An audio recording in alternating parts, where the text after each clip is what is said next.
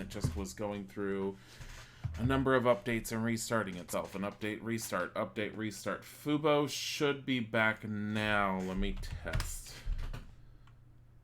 There we go. Fuzzbot is alive. Huzzah! Preface. I have played and beaten this game long time ago. It was not easy to beat back then.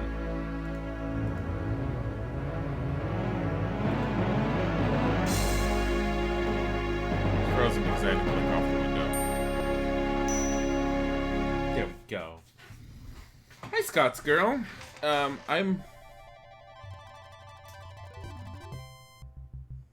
The volume is so low.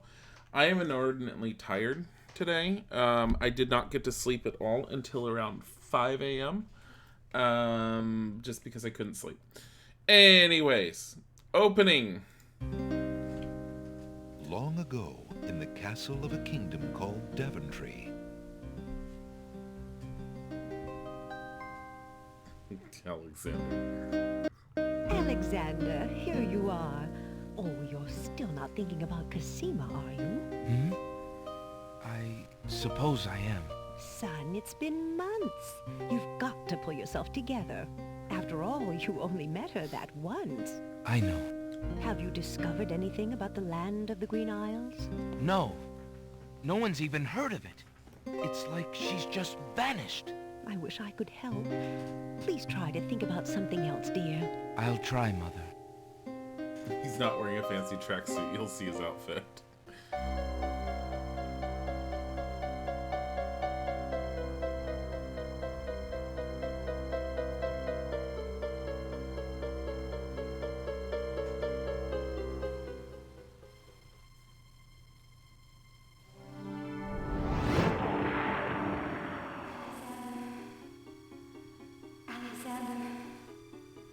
Alexander, I feel so alone. I don't know what to do. Alexander, I wish you were here. Alexander, Alexander, Alexander. Cosima! Wait! Mother! Mother, come quick! Alexander, what on earth? You're white as a ghost. Mother, I saw Cosima. She was in the mirror. In the mirror? The magic mirror? Yes! And it showed me how to find her. How? The stars! I saw the stars outside her window. I can navigate by the stars. Oh, Alexander, if you really go... It will be all right, Mother. I promise.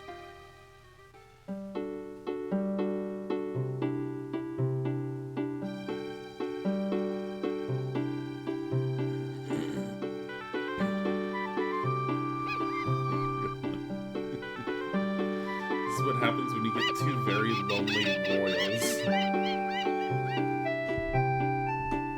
I've already tried adjusting the volume to be less jarring, and it's really difficult.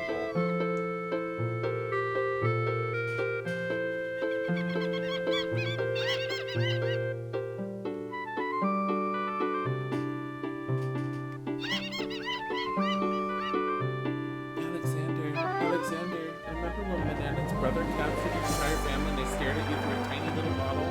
And then I saw you full grown very, very briefly? Can't stop thinking about you without that sweet, sweet, sweet ass.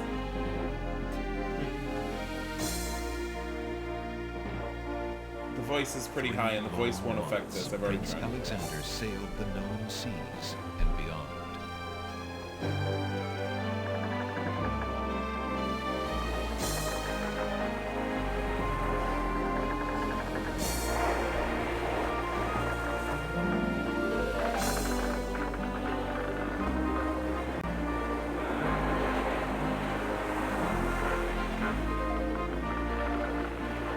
Hey, math enzymes. I don't think we gifted that. I think it would have been someone else, right?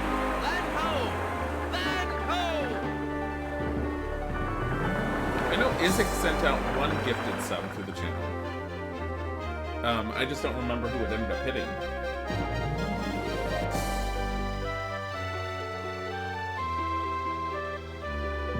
Yeah, it's an intro thing. The music is louder than my voice because it's an intro thing. Oh, the notif said it was us? Yeah, then it's, you're As the ship welcome. nears the shore, day turns to night and the sea turns violent.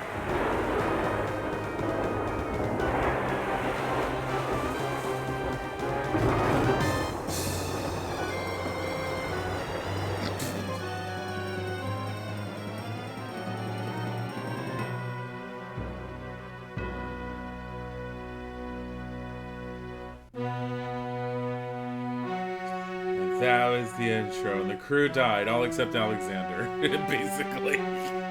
From what I remember, everyone's dead except for him.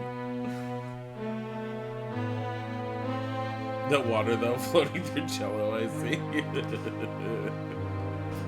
It is funny to see the evolution of water in video games over the years, because water is one of the most difficult aspects for game engines to render properly, or render, like, just deal with, I should say.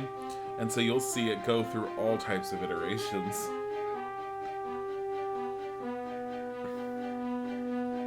Because even with how good the game engines are nowadays, water still doesn't look perfect, or even nearly as good as you know it could be eventually.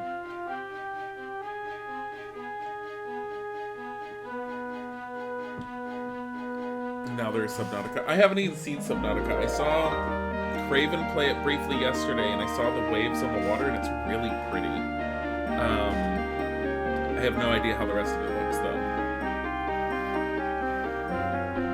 It's very pretty. Probably take a look at it at some point. So as a reminder, heads up, we're ending the stream at around 2:45, 2:50 today, because I have an interview at 3 over the Alexander phone. awakens to find himself on an unfamiliar beach. For a moment, he is too dazed to remember how he got here. Then, he does remember. The shipwreck, the sea. Just as he had seen his men safely into the lifeboats, a gigantic wave picked him up and tossed him overboard. Okay. Not to cut it out, but so this is the most that I have. We're gonna turn up speech volume to 220. I'll turn music down to 1. See, I turned music down beforehand and it was really, really low, so we'll do this. Into the churning sea. That was the last he'd seen of his crew. Debris from the shipwreck is scattered along the shore, but of the lifeboats and his men, there is thankfully no trace. He can only hope and pray that the lifeboats survived the currents, and that his men made their way safely back to Daventry. They took the lifeboats and paddled their way back across the sea to Daventry. Meanwhile, they dumped you overboard and said, "Here you go. Hello, putters. Did you get up? Hello, tiger. Other putters. Other putters." He's rubbing him on feet. He's all like, "Oh, you're awake and you're here. Give this man his girl and get some Starbies." I see this. Alexander picks up his royal insignia ring from the beach. What was that? That sound was so fucking low. Here, let's raise that. Here, we'll do both.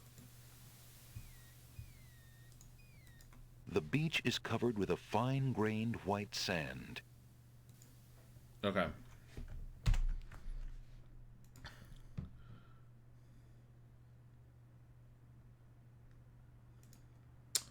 I don't know if there's much more we can do about the volume.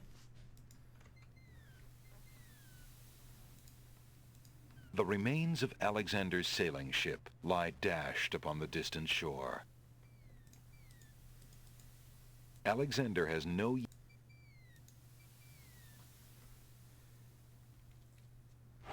Alexander pushes the plank to one side. A box has been partially buried under sand. I mean, this is the best we're going to get for volume. There's a copper coin in the treasure box. The coin bears the seal of Daventry and King Graham's noble face. His face!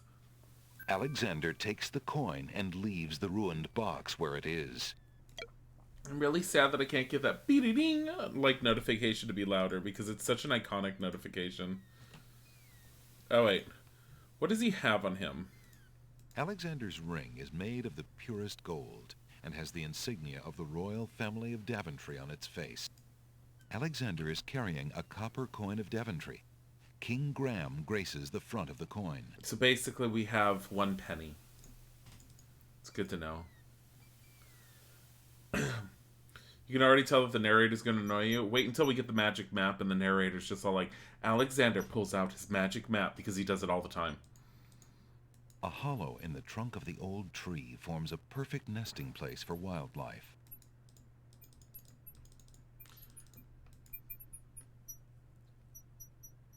Alexander examines the tree's hollow, but finds nothing of interest. I know you have to do something with that hollow at some point. I just don't remember what.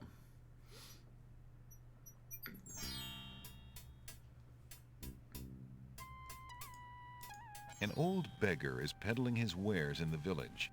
He offers a variety of lamps, all neatly lined up on a long pole. Alexander is standing on a sunny village street. There are open shops to his right, a hard-packed path beneath his feet, and palm trees waving over his head. To the north, a key-shaped arch leads to another part of the village. A large round pot is one of the pottery pieces on display outside the shop. Okay, I remember this being a... Old lamps for new! Old lamps for new! I remember this bugging me in the beginning when I first played this because I did not expect this at first. Alexander examines the large pot. It's currently empty, but a few scraps in the bottom indicate that it is used as a dump site on occasion. You have to wait for the pawn shop owner to empty out his trash, and when he does, there's something in there.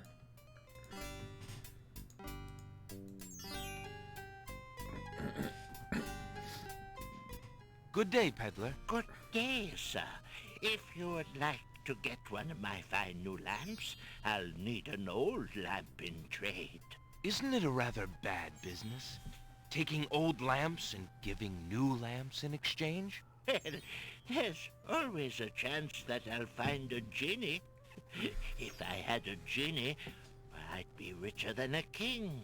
Besides, there's always a roaring business in antique luminaries. Seems like a bad strategy.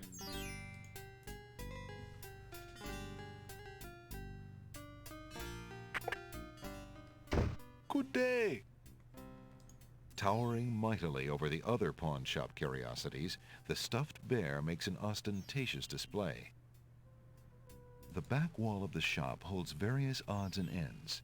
For example, a hull hole detector for finding those hard-to-spot holes in small sailboats. But Cat, a golden bridle finder for finding those nearly invisible golden bridles. oh my god, from King's Quest, what was that, 2? Self-adhesive emeralds, what you use when you don't have honey. Oh my god, from King's Quest 5.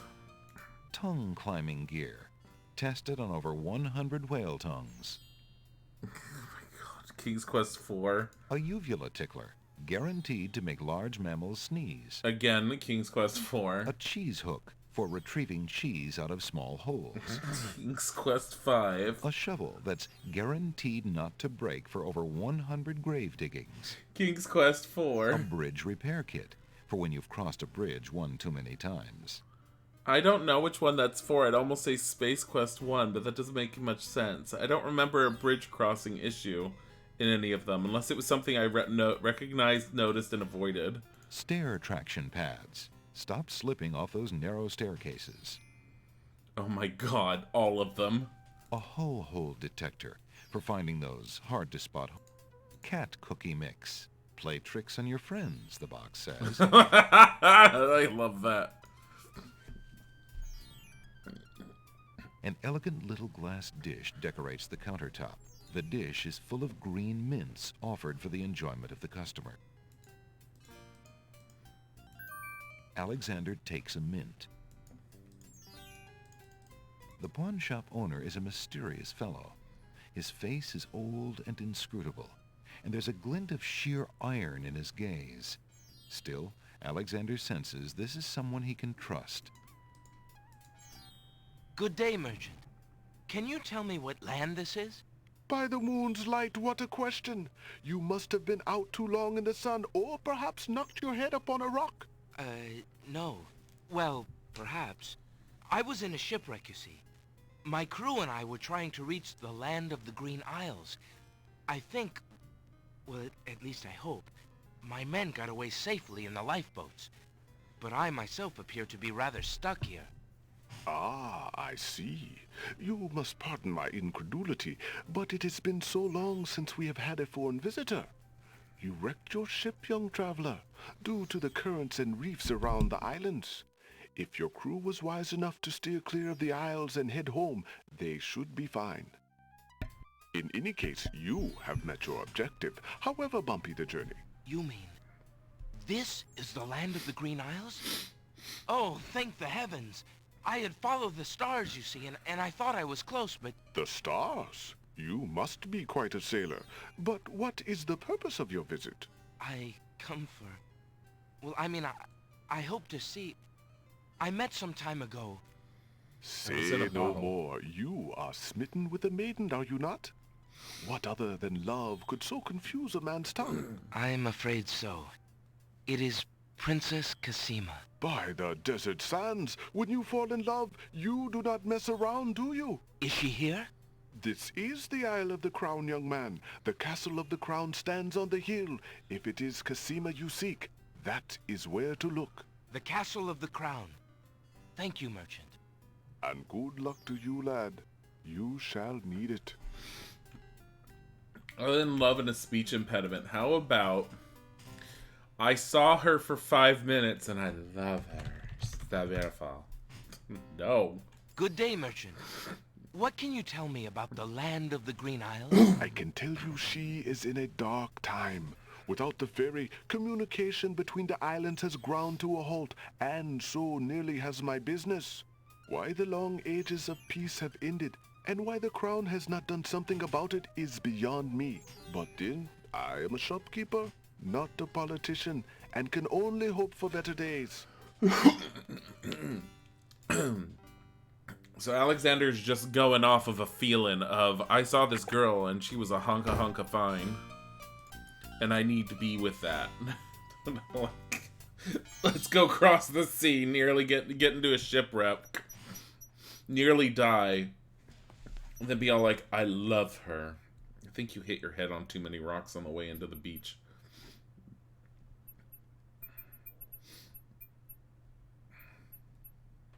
I'm a little sniffly today. I'm sorry about that. It'll go away.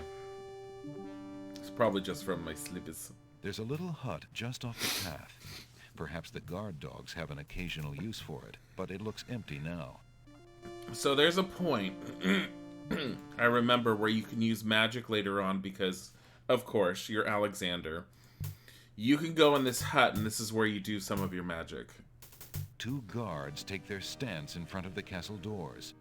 They look quite fierce and have the stiff, blank expression of soldiers on formal duty.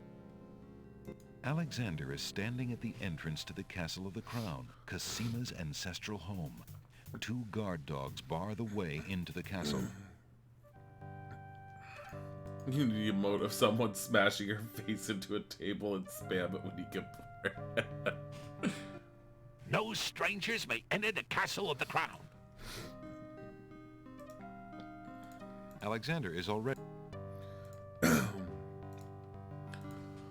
Alexander decides to show his royal insignia ring to the Castle of the Crown guards. With all of his papers lost in the shipwreck, it is the only possible calling card he can think of. Good day. I'm Prince Alexander of Daventry. I'm an acquaintance of Princess Cassima. If you could just inform her that I'm here, please. So everyone says. Let me just look at that ring. What does it say, Gruff? Kingdom of Daventry, Prince Alexander. Wait here while I go see what Captain Saladin thinks of this. Anyone could get that on a ring.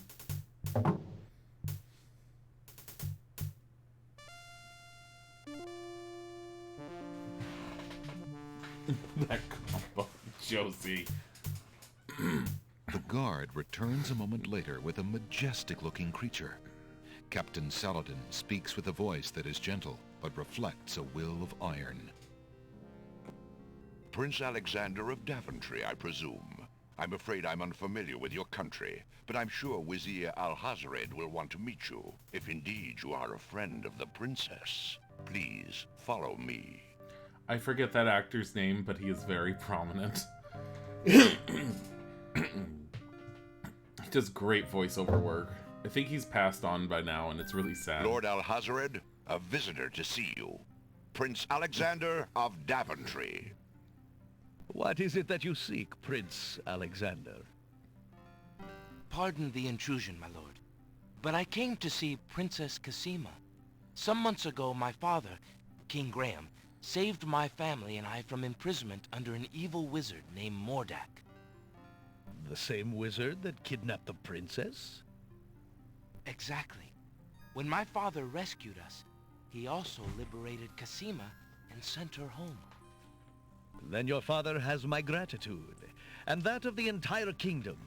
But I'm afraid I still fail to see the purpose of your visit. Well, I came to make sure that Cassima arrived safely and to pay my respects. Before we parted, she gave me an invitation to visit. I want to bang you. I have no doubt she did exactly that at the time, Prince Alexander. However, things have greatly changed for Cassima since her ordeal in Mordak's castle. Cassima's parents both became ill and died while she was gone. Cassima is sequestered in mourning for them as befits a princess. She is not receiving visitors of any kind. Even if she were, I do not think your visit would be appropriate.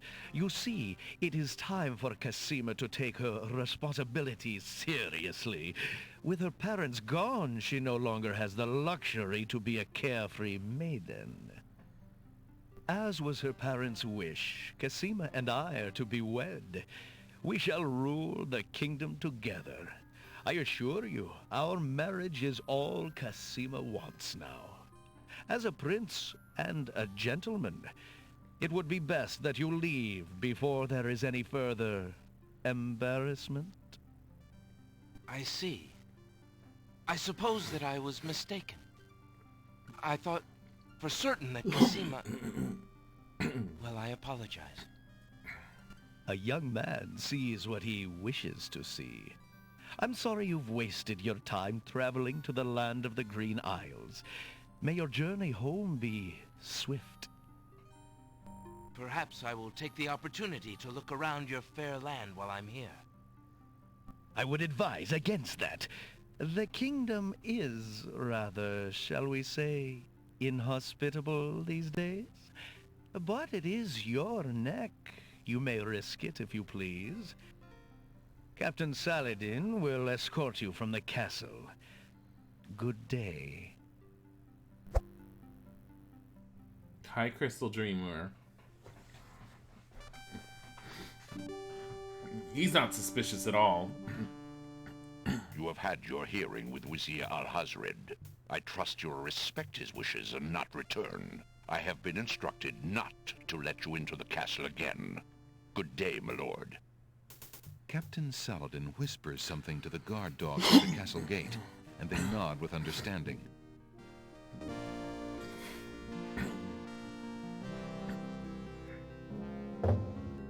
Alexander has a feeling they won't be letting him into the castle again. Well then. Guard dog, huh? Why is he a dog, though? Because... dogs. I don't know. I know there's something you could do here as well, with magic. Again, we're playing Alexander, so you're gonna see magic get used. The narrow path ends abruptly at a... Because Alexander's past with Manannan and having been raised by Manannan for 18 years does mean he's more predisposed to having dealt with magic, and so he will use it far more willy-nilly than the rest of his family.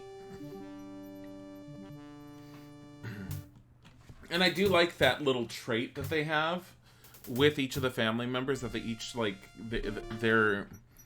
It's just, like, Alexander was raised by a wizard, so you see him use magic anytime he's in a game, which is King's Quest 3 and 6. I know Rosella is in the next one, 7, and I believe her mother, Valenice, is also in 7. And I don't know too much about that one, but...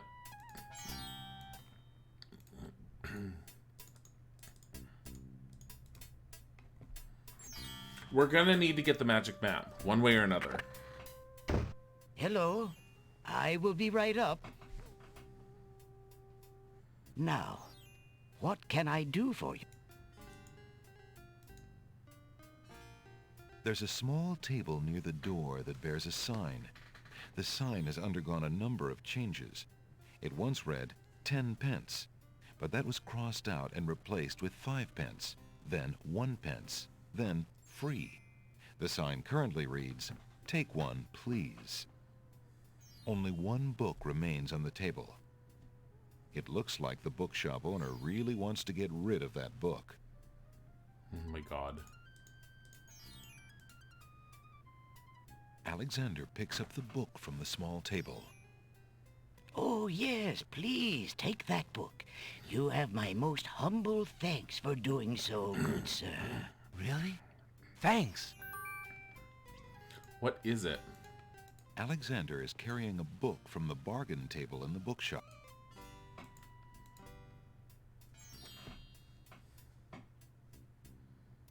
Alexander opens the bargain book and reads a paragraph at random. 2 dulcimers raised to the degree of 40 half-dulcimers, divided into equal parts by the third of a cackle of grouse geese, put over the result of 10 fine mackles, albeit small fine mackles, stretched over the total of 53 and an eighth bottles of wild beast lard. So it's a book that'll put you to sleep. Phew, what an incredibly boring book. No wonder the bookshop owner wanted to get rid of it so badly. I'm not necessarily going to stop you from talking about something unless it's extremely, I don't know. I mean, you use your own judgment if it's something you could share or not. A plaque bearing a merchant crest hangs over the doorway. The bookshop owner must be proud of his credentials.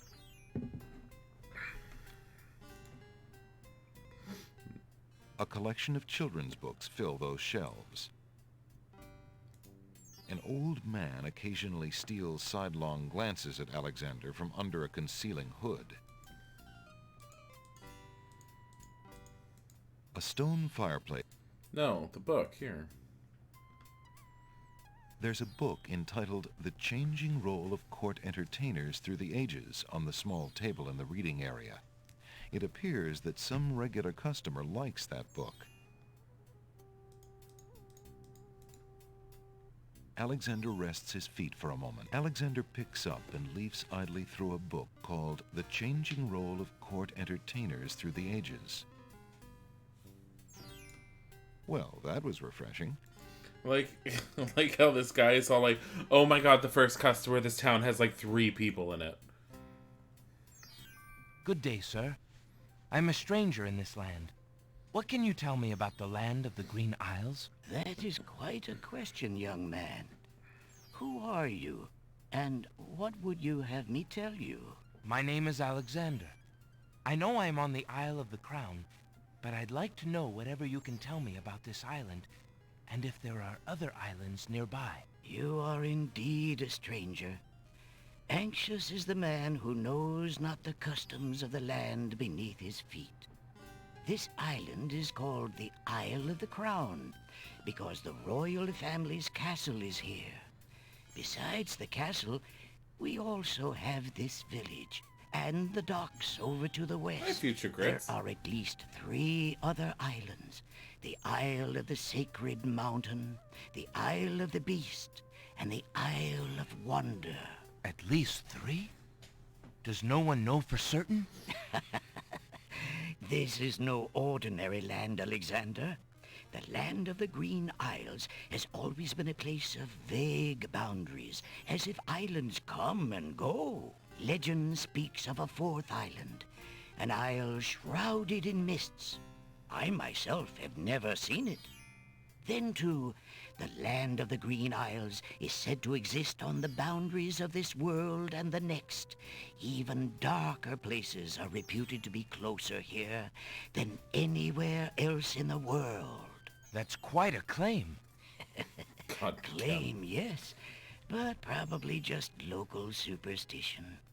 We who live here on the Isle of the Crown, at least, sleep well enough at night. Those first 3 islands you mentioned, how might I learn more about them? Ideally, a young man seeking such knowledge would travel to their shores and learn about them firsthand.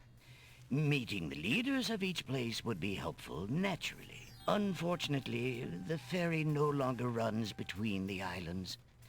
There has been much political unrest, and it has been too dangerous to travel for years. Perhaps the ferryman can tell you more. He has little enough to do these days. And if you haven't been there already, you might seek an audience at the castle. Thank you kindly, merchant, for all your good advice. Ah, but advice is free, Alexander. Making use of it costs much more. Give me something. How fare you, merchant? What? Was that what I'm How voiced? fare you, merchant? I have been reading too much love poetry lately. It is rather depressing to an old bachelor like me. I don't think Alexander has no ambition to set himself up as a... Yeah. He follows you around for a while, and if you pay attention to him, you'll figure out a little something about him. And I'm not going to say it right away, so you guys can be I know who that is, or something along those lines. There's a young girl in the yard. The girl is dressed in a long, plain orange robe with a thick headdress. From the appearance of her clothes, and from a skittish, fearful look about her, Alexander gets the strong impression that she is a servant, or even worse, a slave.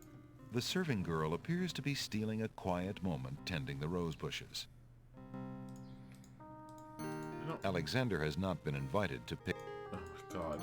The girl is too far away. You lazy thing! Get back to work and stay away from those roses! I've told you 1,000,000 times, those flowers are too sweet for the likes of you! You've still got to do the breakfast dishes, make lunch, and clean the stables yet this morning! And get your veil back on! No one wants to look at your face! Yes, stepmother. Oh my god, Crystal. Alexander doesn't want... I would have just, like, inched away and been like, okay. Referring to your story. Say yes, grab the 5 pounds, and then just run.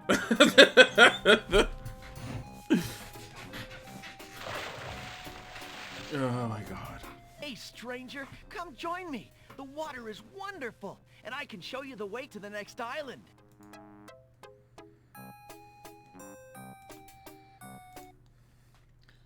We're gonna do this just to do it. Considering the poor condition of the shore, it looks like the easiest way to get into the water is just to jump off the pier.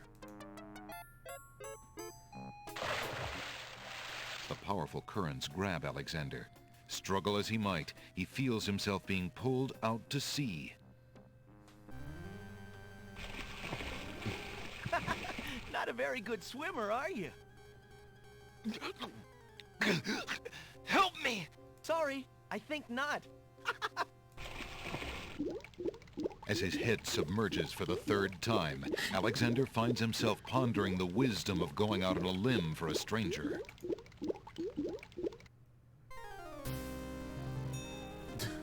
Oh yeah, the death sequence. What is with the voice cutting out? Alexander couldn't handle those currents. That boy must be an unbelievably strong swimmer. Good day. I'm Alexander. What are you doing in the sea? What does it look like I'm doing? I'm swimming. I mean, come join me. The water's wonderful. I can show you the way to the next island. Come on, jump in. A little water won't hurt you. Come join me if you... Come join... What are you waiting for? I said I'd show you how to get to the next island, didn't I? So if you pay attention, his eye was That's glinting. strange. The young boy in the water just disappeared. Oh well, perhaps he just dove under the water. I also don't know why it's cutting off certain things that are being said.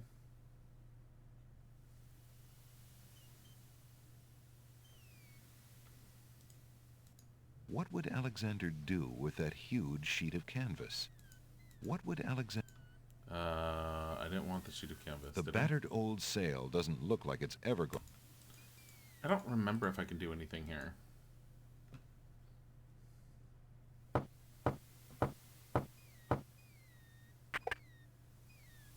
Yeah, what do you want? Talk to me. Alexander promises himself that... Alexander... Excuse me. My name is Alexander. The owner of the bookshop in the village told me you might be able to help me. I hear you used to run this ferry for the islands. I'd like to talk to you if you have a moment. You say old Allie sent you? I can't see why. The ferry's not running, you know. I understand. I'd just like to talk to you about the islands if you don't mind. Well, I guess it'd be all right if Allie sent you. Well, don't just stand there. Come on inside. What is it you wanted to talk about, young man? I want this. There's nothing of interest. There's nothing of interest on that There's nothing... I see you have a rabbit's foot. Has it brought you much luck? As you can see, my luck's been out for some time now, despite that old charm. Why don't you take it with you? Perhaps giving the darn thing away will bring me good fortune at last. Perhaps it will at that. Thank you. I'm a visitor to these islands. I'd like to learn what I can about the area. So you said outside. What is it you want to know? Well, for one thing, why has the island's only ferry been dry docked? Huh. It just ain't safe to sail these days. What with the islands feuding and all. Wazir Al-Hazred ordered the ferry closed till things settled down. Me, I don't think she'll ever see water again. But why are the islands feuding? You got me. Something about stolen property or some such thing. 'Tis a real shame. Things used to be so friendly. Then this unrest is recent.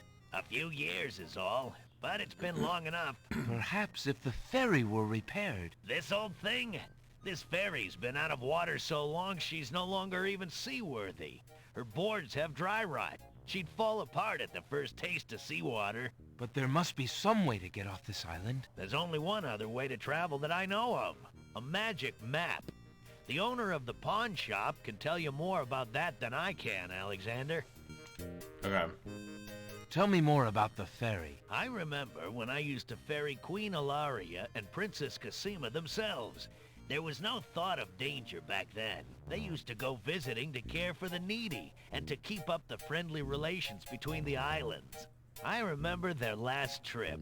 Things had started getting nasty by then, and when they came back aboard, I gathered that the Queen and the Princess had been received a bit coldly. Princess Cassima was such a pretty thing, and she was terribly upset. But who could be spreading these lies, she asked the Queen, but the Queen had no answer. What do you do now that the ferry no longer operates? Me? I'm out of a job. The job my ancestors have held for generations. I'm the only one trained to avoid the reef and the rocks. But that knowledge does me no good now. Is there no other boat on the island? Hey, Tiger. One that might be more seaworthy? Boats don't last long on these shoals, as you may have found out if you got here by ship. You can be quite sure that this old ferry is, or was, the only craft on the island. Come here, Tiger. I don't think there's anything else I could talk to him about. Tell me more about... Ah, no. Such a beautiful child, and so pure of heart. Why, a contrary thought has never crossed her mind. Her mother was the same. The king and queen. They served the islands, not the other way around. Always thinking about the people. They are sorely missed. Anything else? What else can you tell me about the land? Let's see. The Isle of Wonder's a lovely spot.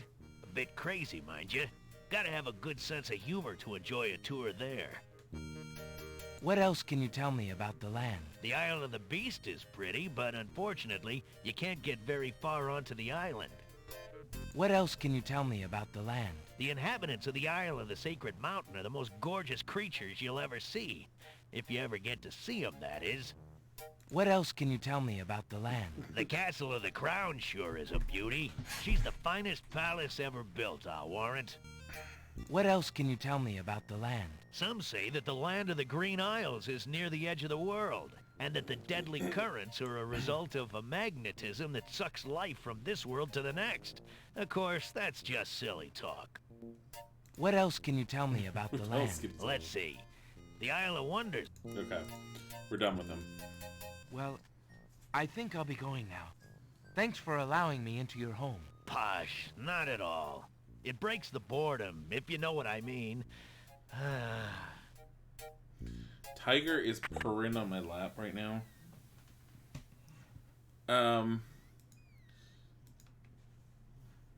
If you're looking for games with a good story, there are a lot of them, especially single-player games. It all depends on what type of games you'd like. I can't stress how good the story in Pillars of Eternity is if you like isometric RPGs that play similar to the original Baldur's Gate 1 and 2 and Icewind Dale and stuff. The story is a slow burn, but once you get to the end of it, it's really good. I feel like you have to get her to come out. And I don't, like, King's Quest has always been, at least the other games, has been about, like, it just happens. I don't remember if we need a trigger event at some point or not. What else can he tell you about the land, though? Yeah, seriously. Are we in Mexico? No. We're in the land of the Green Isles. Are we in Mexico? Let's kill everyone to control the land. Good day.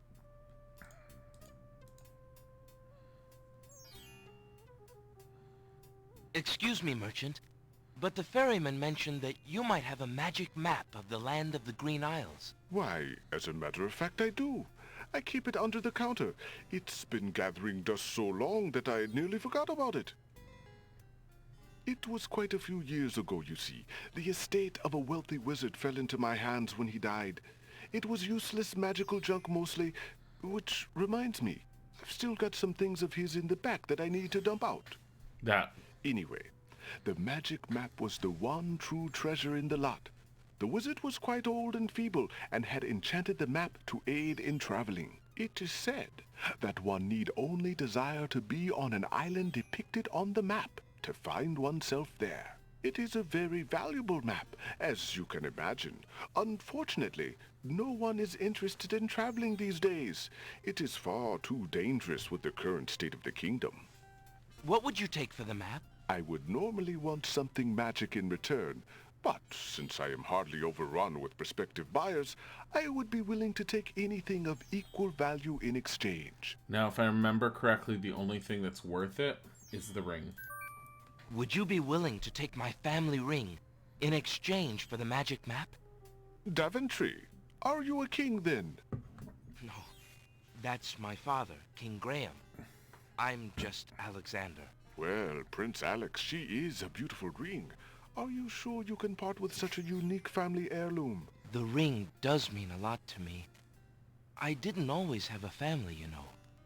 Still, it is only gold. There are more important things at stake now. Then you now own a magic map, Prince Alex. I will keep your ring out of sight for a few days. If you find anything else of great value in your travels, you can come back for your ring.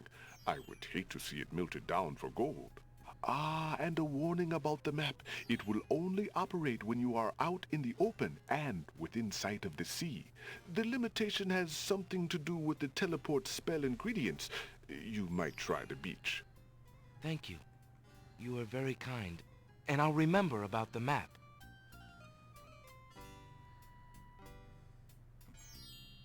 Suddenly, the old man in the concealing cloak sneaks past Alexander, and with a sneaky dart of his hand, steals a mint from the candy jar. The old man stuffs the mint into his mouth and wobbles unsteadily out of the pawn shop. I remember this being a clue.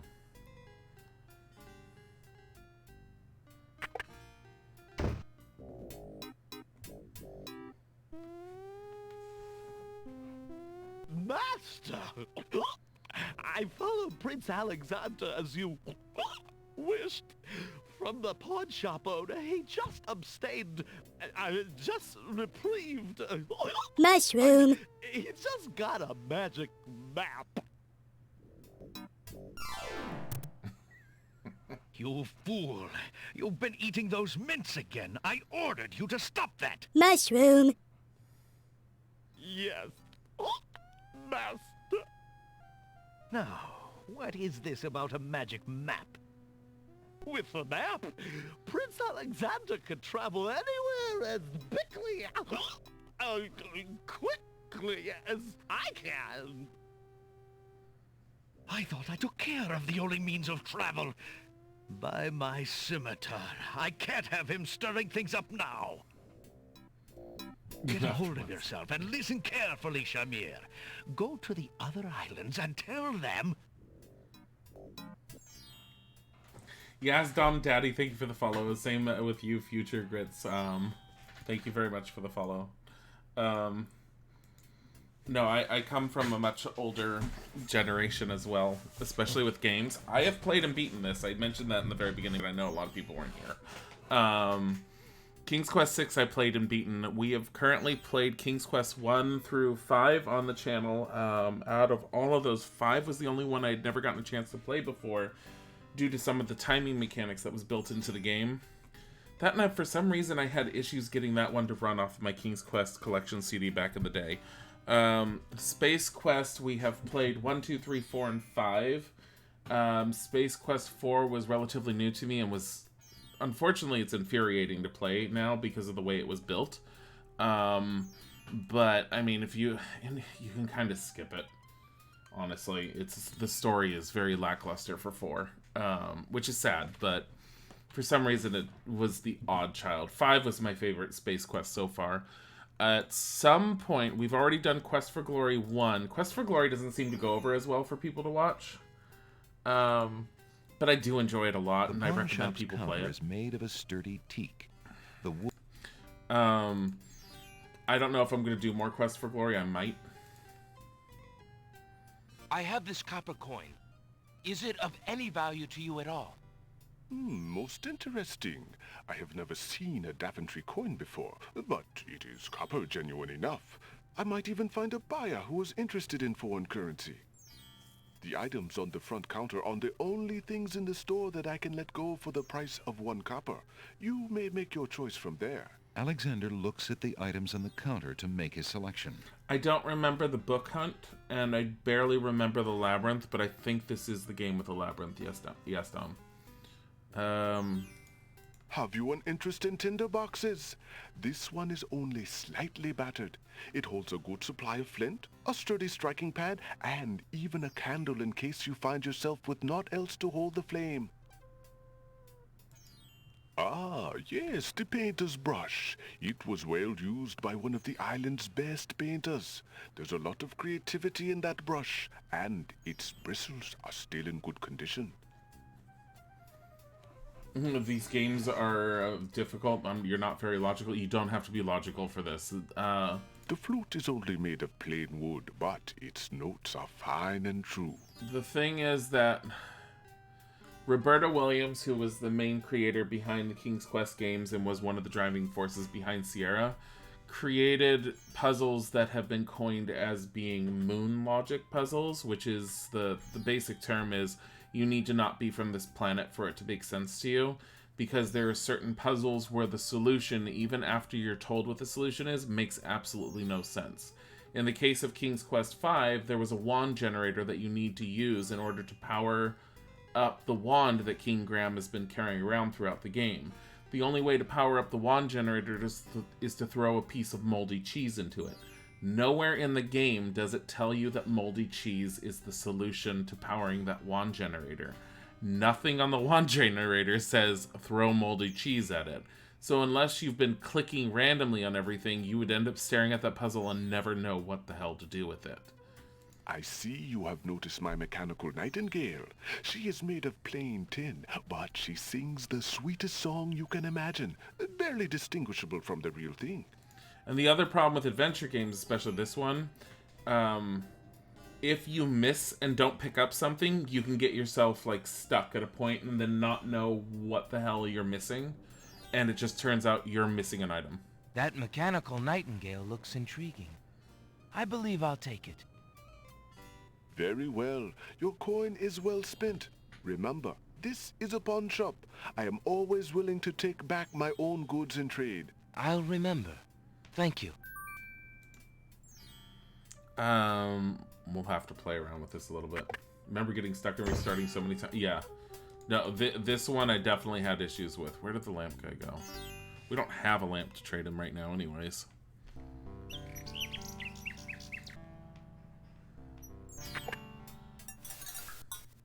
Like this? Like... Excuse you, Alexander?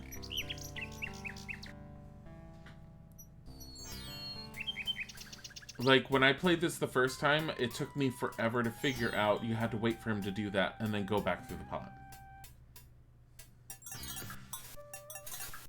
Alexander sorts through the odds and ends that the pawn shop owner dumped into the pot. Magic exploding gum wrappers, a shattered crystal ball, a cracked wand, a fake thumb. Near the bottom, Alexander finds a little glass bottle labeled ink. It appears to be empty, but Alexander decides to take it anyway. You never know when a small bottle will come in handy.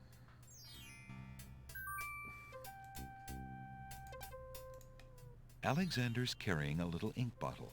It appears to be empty. This is one of the infuriating puzzles. Okay. This bottle... Alexander's carrying a little ink bottle. It appears to be empty. So when I first got this, when I first played the game, I was along the lines of, hey, I'm just going to hold on to this bottle. You're eventually going to have something like water or some sort of potion you're going to need to put into it. It's just like, you'll eventually find a use for it. Just hold on to it. No. It appears to be empty. The fucking bottle is filled with invisible ink that you need to pour on yourself to turn yourself invisible at one point. Hello. I will be right up. Now, what can I do for you?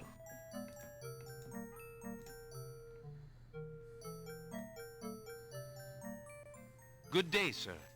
Is there anything you can tell me about the land of the Green Stop Isles? asking people that. I'm sorry, but I have no time for idle conversation. I'm too worried about the princess. Excuse me again, sir. You mentioned the princess. I told you I'm not interested in talking to strangers. Excuse... I told you I'm...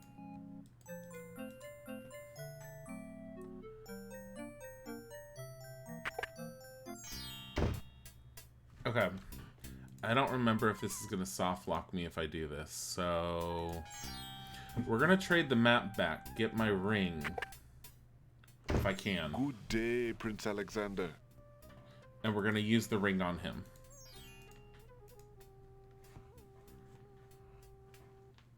I'd like to trade this magic map back for my family ring, please. As you wish, Prince Alex. I suppose you have had enough adventuring for now, eh? Perhaps. Thank you, merchant. So this is the mechanic of the merchant too, is you're going to have to trade stuff back and forth with him. Oh wait, can I get another one of these? Alexander already has a mint.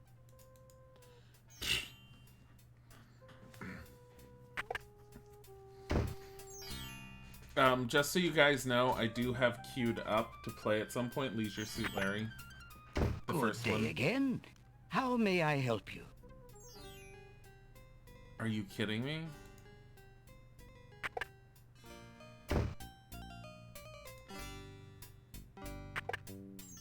Good day. Oh no. If you have the ring, I don't think you can show it to him. I think you need to have the ring on the map on you for that to trigger. Good day. If Alexander wants to exchange one of... Can I trade you my ring? Oh. Give me the map.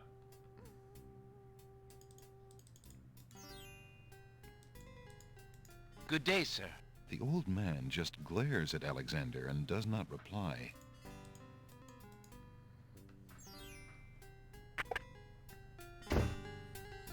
Let me find out. Good day again. Nope.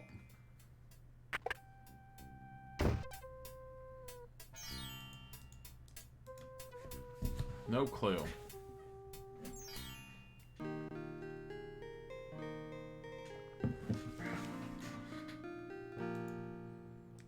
Alexander doesn't... The path. Are you out here again? Oh my god. Have you finished the chores I gave you? Yes, stepmother. The house and the stables are clean. Then start polishing the silverware! Do I have to tell you everything? Yes, stepmother. Right away. She's basically Cinderella, but she looks like stepmother has slapped her 5 times over. She's like, are you gonna scrub the floor? She's like, don't beat me with the broom.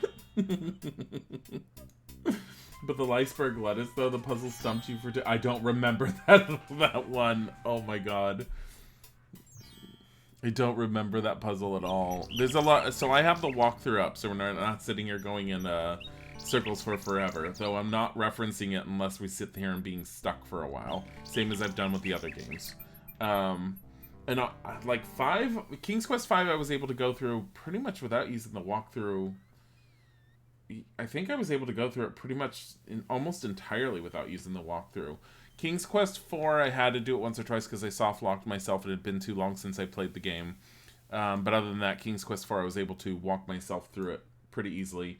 King's Quest III, I don't think I ever had to reference the walkthrough. 2, because I was being stupid, we did, because Isaac and I both played that together. And King's Quest 1, I definitely did because Isaac was playing that again, and I didn't want him to get annoyed. Alexander pulls out his magic map. Our favorite phrase. Let's go Isle of the Beast Alexander first. feels a strange pulling sensation.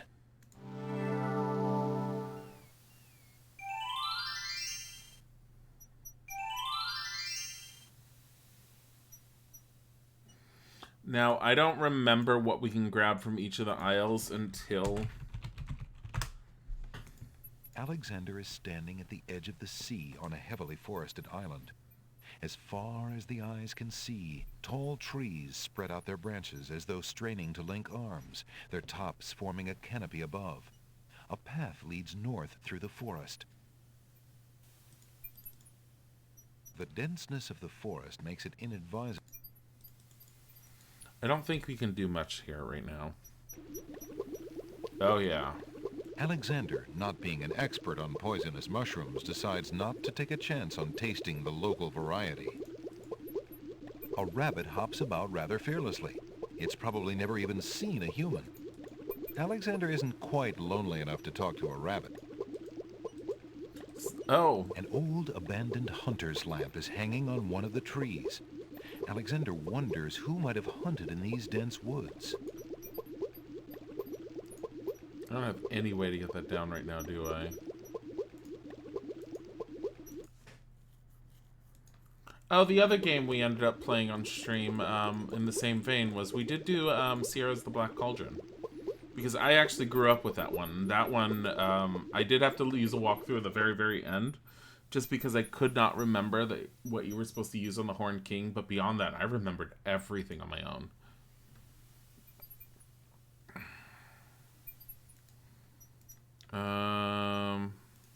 Alexander... Oh, what am I doing? I'm like Nothing ruining happens. this. Apparently, the map won't teleport its user anywhere except the other islands. It's a good thing, too. Alexander has had enough of ocean swimming lately.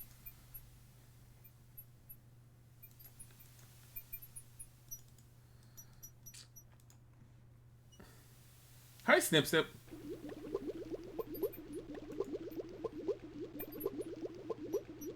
Alexander decides to brave the boiling pond. And soon realizes a deep sympathy for soup vegetables as he learns the true meaning of being in a stew. Tickets. Oh. Next. It looks like Alexander's in a bit of a stew. Oh my god. It's in a bit of a stew. I don't think I can get that lamp yet. A little fawn is feeding on a grassy hillock near the sea. The fawn is too busy eating to pay attention to Alexander. Alexander pulls out his magic map. Okay.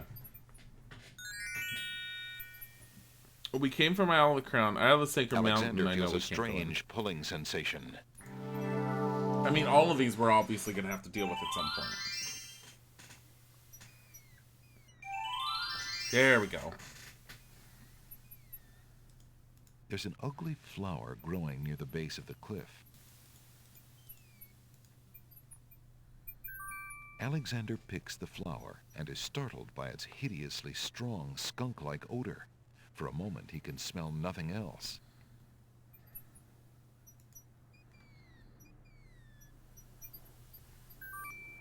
Alexander takes the feather.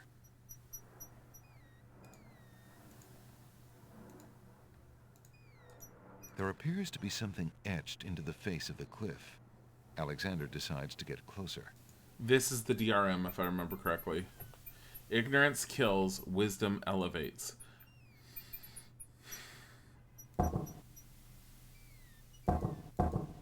Because you can click these. But nothing happened. Yeah, it's that's part of the instructions. I need to actually pull out the manual to do that one. Alexander pulls out his magic map. But we don't need it right now. I know that. Alexander feels a strange pulling sensation. I don't know if I can do the Isle of Wonder just yet. We're going to find out.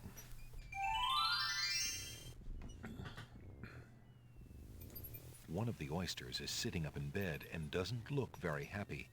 He seems to be the only one who can't sleep. In the oyster's mouth, Alexander can see a glint of white. A string of letters floats in the water. The letters spell out, "Where are you going?" Alexander's heard of alphabet soup, but this is ridiculous. Alexander wades into the sea to get the strange object in the water. The ocean currents tug at Alexander's legs. That object is just a bit out of reach. And I don't remember quite how to get that, but I do know you need it.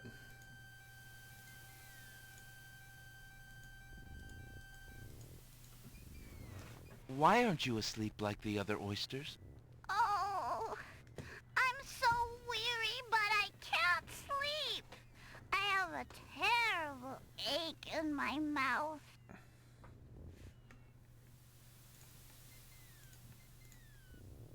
If you're having trouble sleeping, perhaps you'd like me to read to you. Hey, that would be great. God damn it, Scott's girl.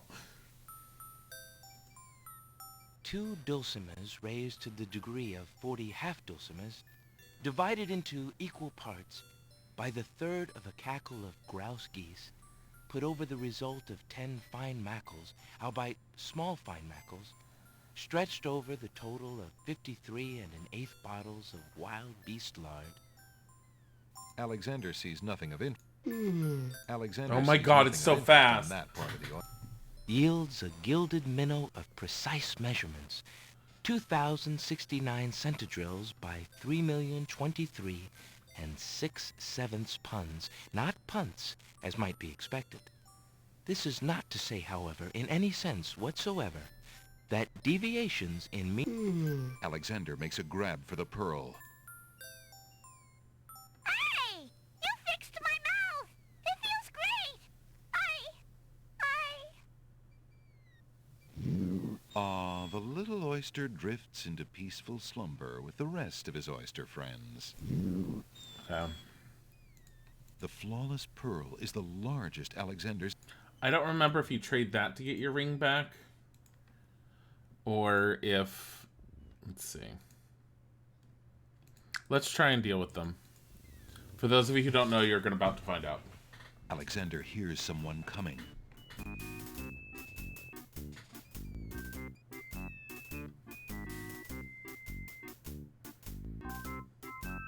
"5 fierce guards of the isle we be. Watch for a foreign man," said he, "with ears and nose, tongue, hands, and eyes. Its nature cannot be disguised. If mad it be, then mad it dies. Old Tom Troll, smell your smell. Do that which you do so well." So you have to, like, fool each one of them. Alexander holds the flower of stench out to the gnome with the jumbo nose. "Tom Troll I am, that's all I'll be. My nose knows all on land and sea.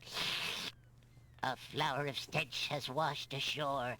A flower 'tis all, and nothing more." By gum. "Listen, hark you, Grovelor, do your duty as you swore. With your ears, please tell us more."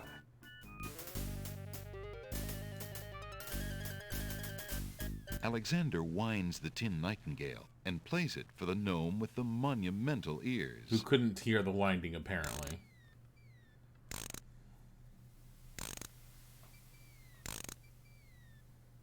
But we can.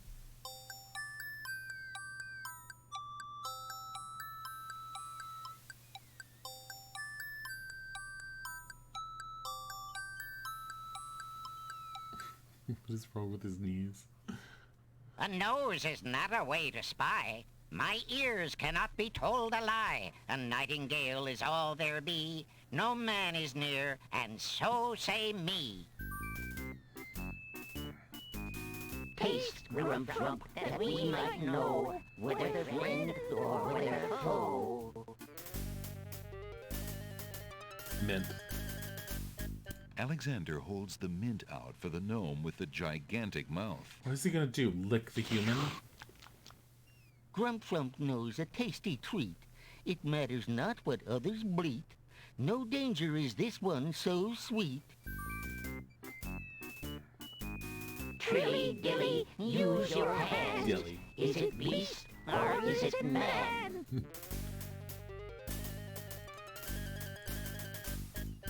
Alexander holds the rabbit foot out for the gnome with the huge hands.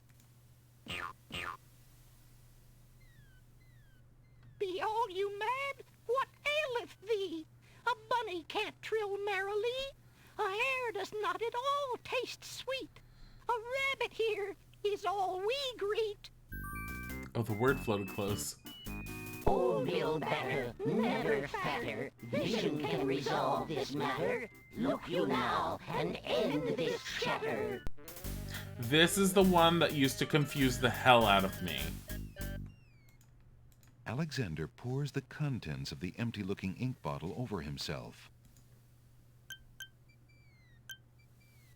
"By all that's beauteous, fair, and sightly, 4 morons do I sleep with nightly. There's nothing there at all, I say. Enough of this. Let's now away."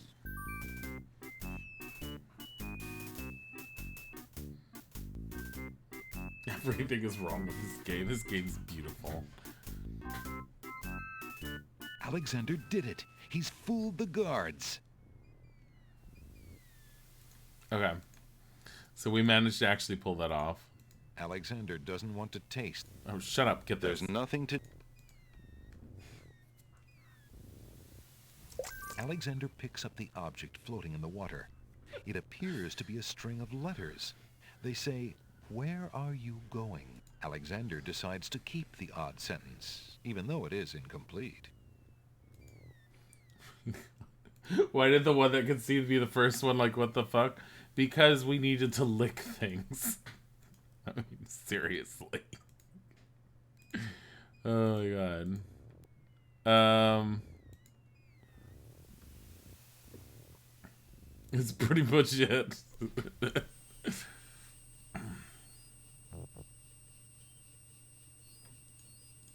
A large tree stretches knotted limbs out over the swamp. Part of the tree's trunk is shaped like the face of a dog. Why, it must be a dogwood tree. My dear tree, is it true that your bark is worse than your bite?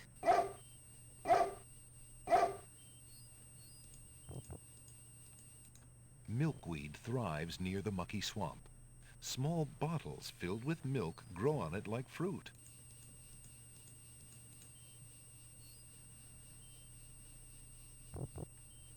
Alexander takes a bottle of milk from the milkweed bush.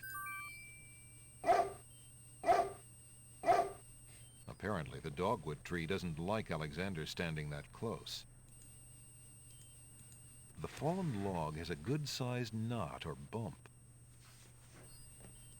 The log itself has...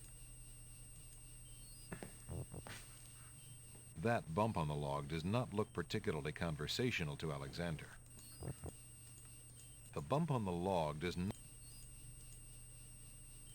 The swamp gurgles. A stick is stuck in the middle of the swamp. How do I get them to talk?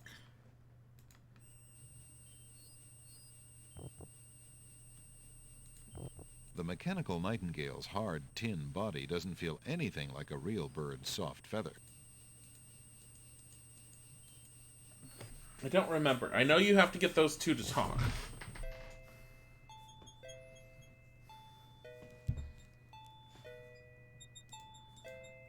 Unless Alexander is mistaken, those plants must be baby's tears. Alexander doesn't want to pick the baby's tears. They may not be done growing.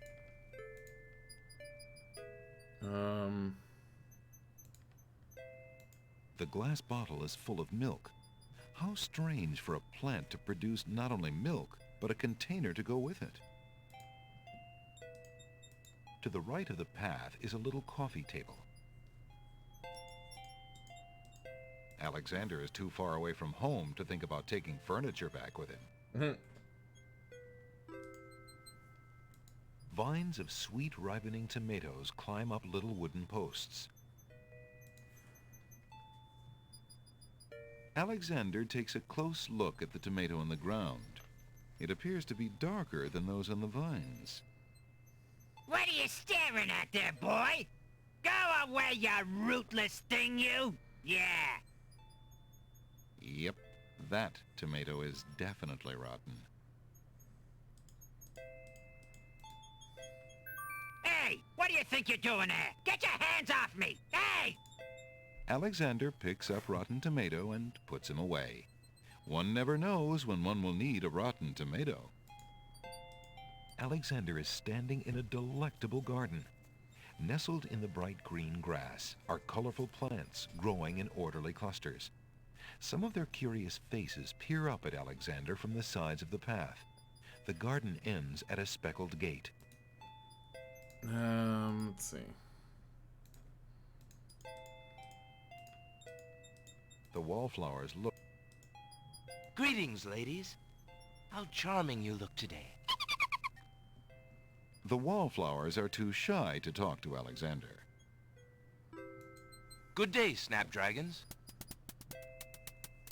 The snapdragons don't seem inclined to communicate with anyone. Dear Lord, the speed.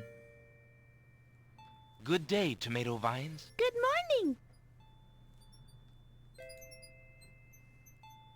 Hello.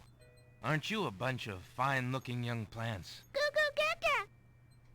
Apparently, the baby's tears haven't learned to talk yet. That's creepy. There appears to be a hole in the garden wall.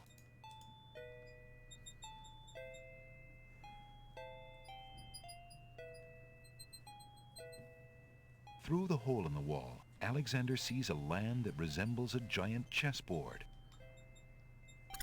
Wow, it really is a hole in the wall. Zounds, those wallflowers sure are shy, and the snapdragons are awfully protective of them. Alexander can't even get close to the wallflowers without causing quite a stir. Can I get that? I forget if I can get this. Pretty sure Alexander decides to pick up the hole in the wall. A hole in the wall could be a very useful thing.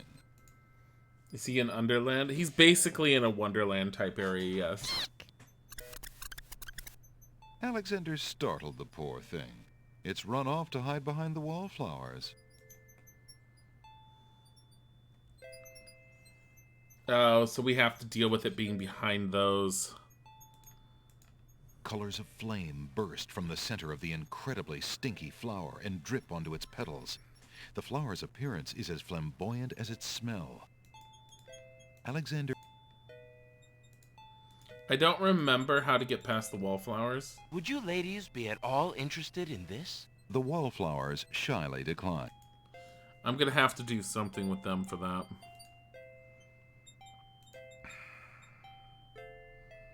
I don't remember what they like.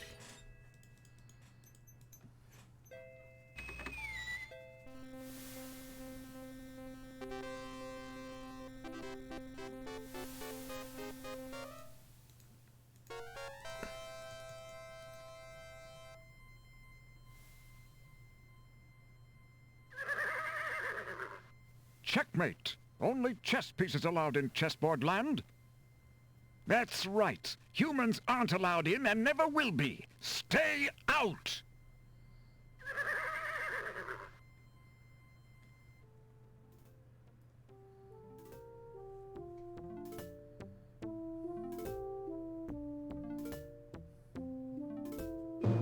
I must insist, Your Highness. I shall send the lump of coal to the Vizier and the Princess as a present for their wedding, and that's the end of it. And I suppose you'll leave me with only this stupid spoiled egg to send, Your Highness? I want to impress the new king and queen of the realm as much as you do. As queen of this island, I have every right to that lump of coal. Who isn't queen of this isle? The lump of coal is in my possession. Therefore, I shall do as I please with it. Besides, there's nothing wrong with that spoiled egg. The egg, though delightfully spoiled, is not nearly so valuable as the lump of coal, and you know it. Your Highness always got to carry the singing stone. It's not fair that you get the coal, too. That doesn't count. The singing stone was stolen by that horrid beast. I should get to keep the coal just because my stone was stolen. It wasn't your stone. It belonged to the Isle of Wonder treasury. Your Highness always thinks that everything is hers. Excuse me, my good man, but could you settle an argument for us? Which of us should get to carry the coal and which the egg? Remember, white is the color of deserving truth and virtue. Quiet, Your Highness, and let him make up his own mind. I, for one, shall be more proper, and not even mention the fact that red is the color of love. I'm sorry, Your Majesties. I'm partial to both red and white, but I'm afraid that I don't know how to solve your problem. One of you will just have to be gracious and allow the other the lump of coal. What a ridiculously stupid idea. Quite ludicrous. He was a lot of help, wasn't he? Oh, yes. Obviously a man of high intelligence.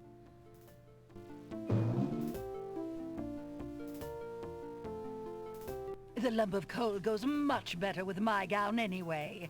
Black and red are imperial colors.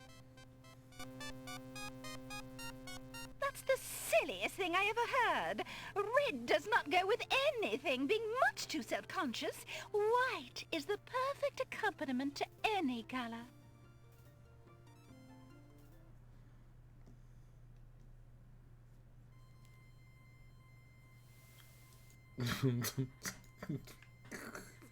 Alexander picks up the Red Queen's scarf.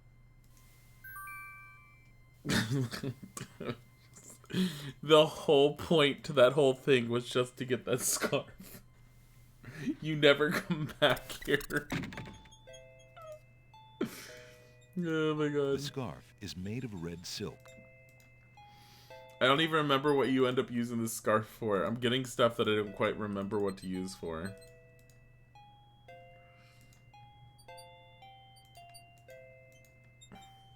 Would you lovely flowers be interested in this?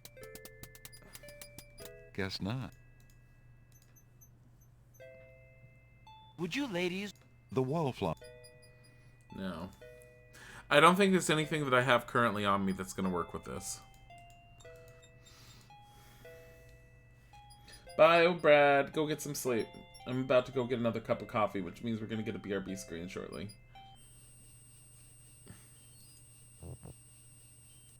Alexander doesn't have time.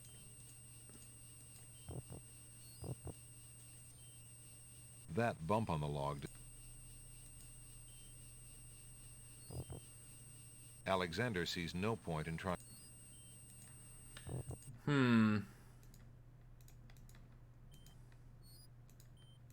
The mechanical nightingale's hard tin body. Alexander winds the mechanical nightingale and listens to its sweet, sunny tune. Maybe the babies want milk. I think you need their tears. Like their actual tears. Because Alexander does get a magic spell or something later on, from what I remember, and you need to collect the ingredients for it.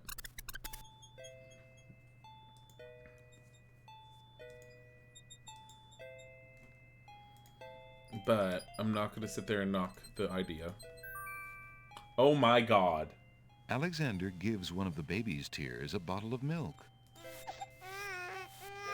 The other baby's tears seem to resent Alexander. Okay, so there's the tears.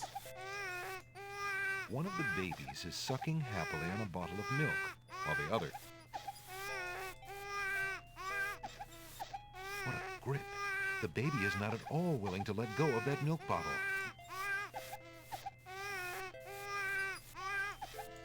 Now you've turned this screen into this.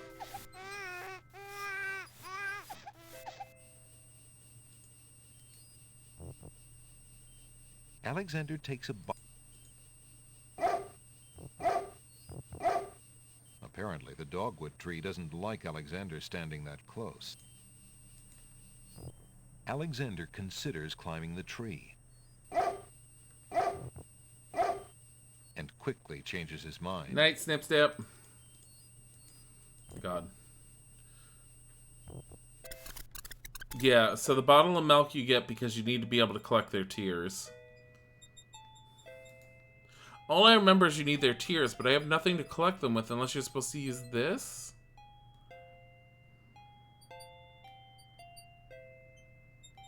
I doubt it.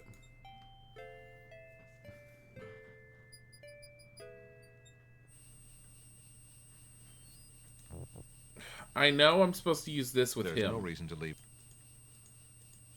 The fallen log has a tough old... Alexander doesn't...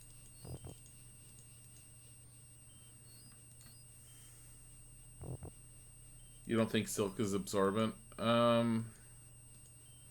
Actually, I don't know how much... I think it's a little absorbent, but not as absorbent as, like, cotton or something.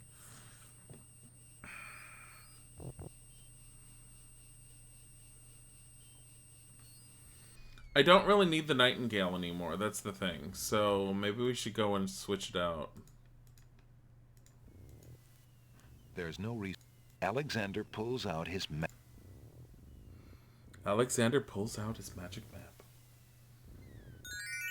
You found your old Apple desktop. Oh my god. Alexander feels a strange pulling sensation.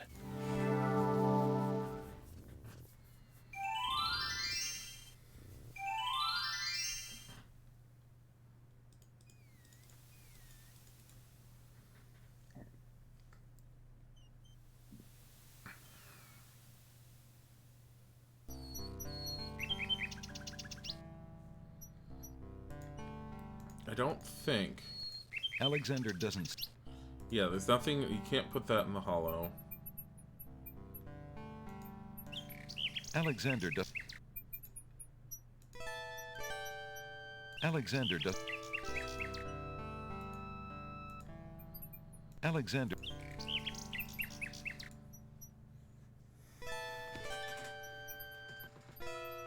Still works with games. Only problem is Mittens loves to sit near the fan. Oh my god. Let me see if Cinderella's back. But I think I have to trade something with the pawn shop owner. The problem is I don't remember which one I need now.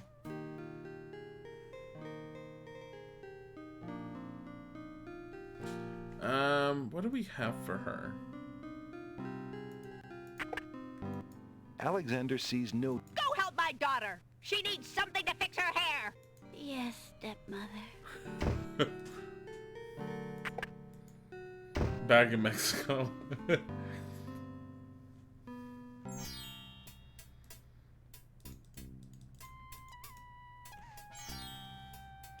We're definitely starting to run into... Like, let me see if I can...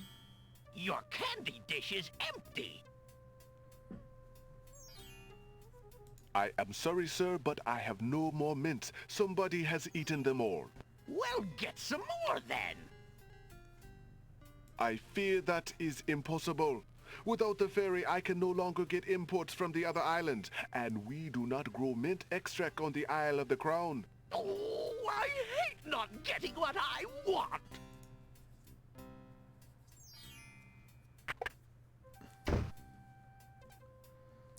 Okay. Alexander turns the pearl slowly in his hand and sees its opaque white hue melt in. If Alexander wants to exchange... I found this large pearl. Might it be valuable enough to ransom back my family ring? I have never seen such a perfect pearl. Certainly you can have your ring back. Okay. Oh, I'm glad you didn't sell it. I'm a bit attached to it, I'm afraid. Of course you are. You would be cold-hearted if you felt any differently. I am happy to see a family heirloom back with its rightful owner. Let's see. Would you mind if I traded this in?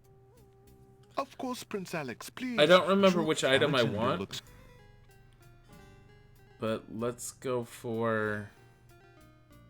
I'll take the flute. The flute? Very good, Prince Alex. May its music always be sweet. Feel free to trade it back at any time. Thank you.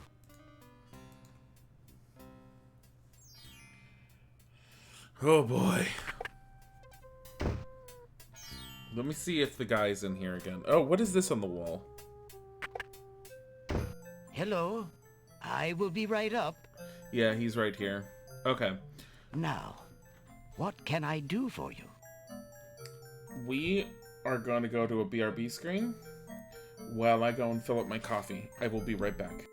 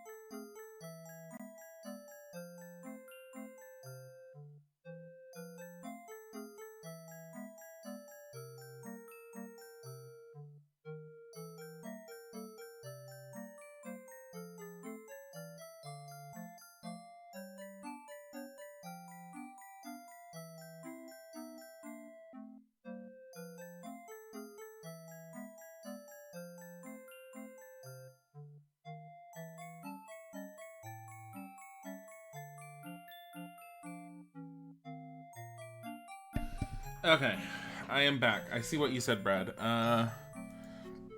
Let's find out. Let me go back onto the... Where's the container of water? What are you talking about?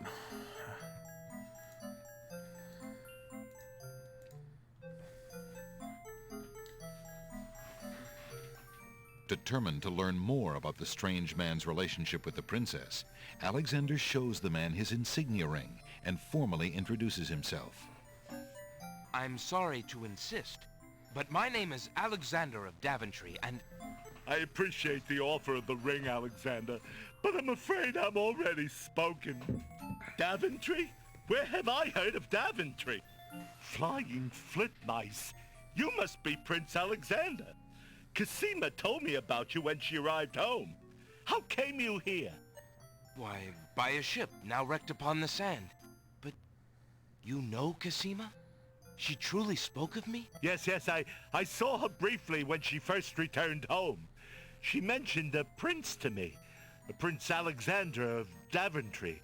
I'm afraid that was before she was told about her parents' deaths. You see, she arrived home a few weeks too late. The king and queen thought they'd never see her again. It is said they died of heartbreak. I'm afraid she's blamed herself. What a terrible homecoming. If we had only known. We would never have sent her back. Terrible indeed, poor thing. Everyone in the kingdom seems to despair with her these days. The streets are silent. Where is she now? The princess is sequestered in mourning. It's a rather dated tradition, and not required, but the Wazir says she insisted out of respect. I see. You've yet to say who you are, and how you know the princess. I? Oh, pardon me.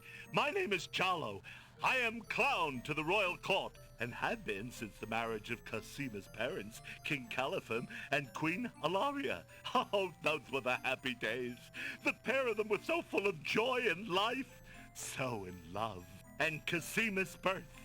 It would be hard to explain how long they had waited, how they had hoped for a child. I mean, she was such a charming little thing, smart as a whip, kind and sweet. Oh, she means everything to this kingdom, Alexander, and to me. I'm so terribly worried about her. About her grief over her parents, you mean? Well, the truth is, I do not trust the Wazir or his plans for Cassima. I'm still living at the Castle of the Crown as court clown, his clown. But it is more to keep my ear to the ground than out of loyalty. I wish I knew what the princess thinks these days. If only I could find Sing Sing, Cassima's pet nightingale. I might be able to send the princess a message. As it is, I must wait for the end of her seclusion. What can you tell me about the Wazir? The Wazir? Now there's a dangerous subject. His name is Abdul al-Hazred. He came to the kingdom 15 years ago. The king was fascinated by his knowledge and his fine-sounding ideas. It didn't take long for al-Hazred to convince the king to trust him with the minor problems of daily government. You see, Caliphim had a wife and a new daughter he wanted to spend time with. Al-Hazred became Wazir. And now? Wazir. Well, he's had his eye on Cassima ever since she was a young girl. And she is the only thing between him and the throne. Do you think he means to harm her? Oh, I honestly don't know. I think he'd rather keep her as wife. But whatever his plans for the princess, he will use her to his best advantage. That's his way. Perhaps he has charmed her. Perhaps she cares for him now. The Wazir is capable of anything. And Cassima must be vulnerable and lonely right now. Still, she has always instinctively distrusted him. Cassima has a good head on her shoulders. I'd be surprised if she's truly fallen for his words of love. Now I must return to the castle. Look, I don't want to arouse suspicion. I'll try to meet you here again later. Thank you for the information, Jallo. Be very careful.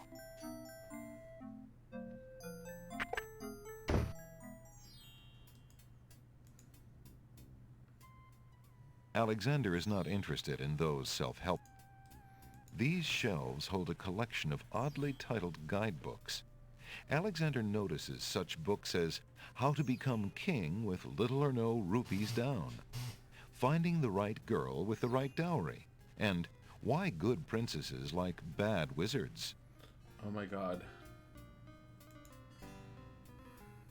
Volumes of poetry are on display on this bookshelf. Thinking of Cassima, Alexander decides to leaf through one of the volumes of love poetry. He reads, not bad. Upon the shore the lilies bend, untouched by worldly care, where shadow they her earthly bed, oh, that she were not there. Yikes. And another. What was it when I looked at you? What power has chained me through and through, and binds my heart with links so tight I cannot live without the sight of you? What nameless thing has captured me, and made me powerless to flee? What thing is it without a name, that brings my mind e'er back the same to thee? The name of love Axel cannot apply. Its commonness does not decry the haunted, hunted, painful cry that my heart makes for you, that e'er my soul eternal makes for you. A little close to home, that one. Alexander returns the love poem book to the shelf. If you're talking about the love poems being cringe, I agree with that. Oh. Alexander picks up the fallen page. It's the love poem he particularly liked. It must have fallen out of the poetry book. I see that old volume has lost another page. You may keep it if you like, sir. I have glued the stubborn thing back in place 2 times already. I do rather like it. Thank you, merchant. Hold up. This man owns a bookshop, and he's all like, yeah, one of these books is falling apart, so I just keep gluing it back together. Pages just keep falling out. But it's for sale. God. Like, what?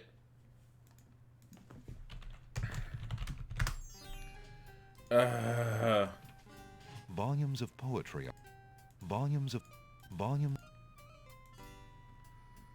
These shelves hold a... Is it? Okay. So future assorted Grits was correct. travelogues and biographies are arranged on these shelves. I need to go through these real quick. These shelves hold a selection of cookbooks. The window, partially blocked by the shop's overflow of books, gives a rather dusty view of the street outside. Okay. The window does... Alexander is a little old for those children's books. Alexander isn't interested in the cookbooks on that shelf. He's had an aversion to cooking ever since he experimented with a certain cookie recipe involving cat hair and fish oil. That was from King's Quest III.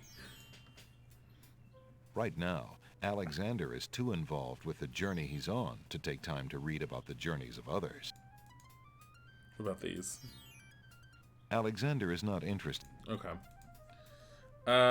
This page. That won't. Hey! Why do the... I think the love poem we need to somehow get to Cassima, if I remember correctly, and she's like, oh my god, I know this comes from Alexander.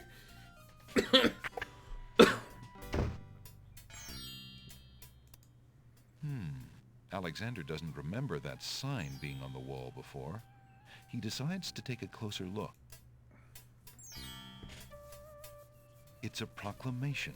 It reads, "Citizens rejoice, announcing the royal wedding and coronation of Wazir Abdul al-Hazred and Princess Cassima. For reasons of security, the wedding will not be open to the public.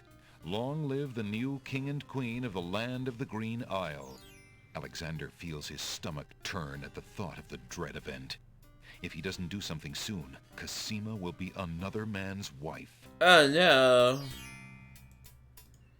Can we take it down? Alexander feels his pockets.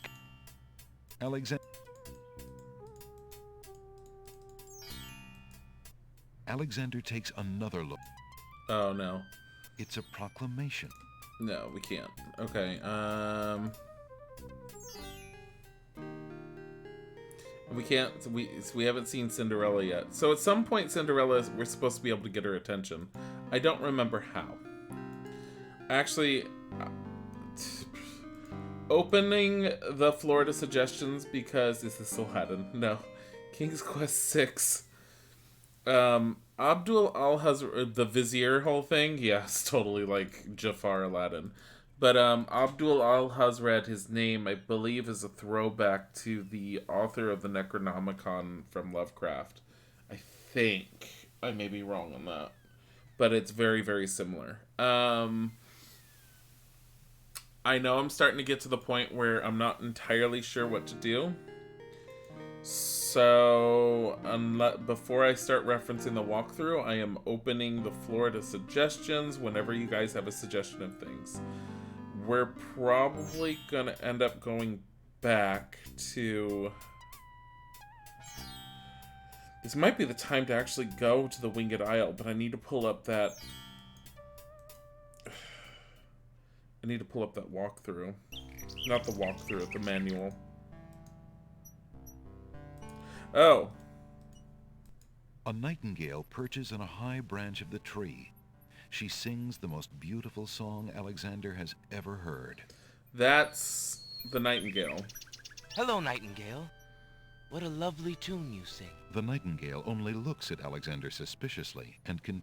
Show the nightingale your ring.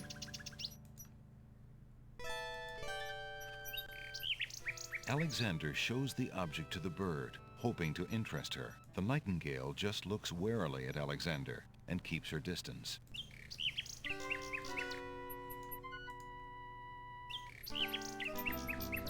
Alexander shows the nightingale.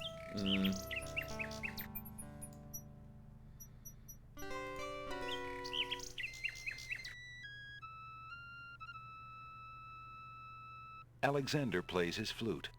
The nightingale just looks at him curiously. Alexander doesn't see...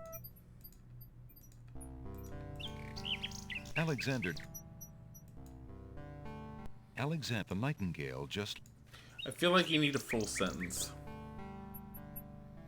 And I don't, for the life of me, remember how to get the nightingale's attention.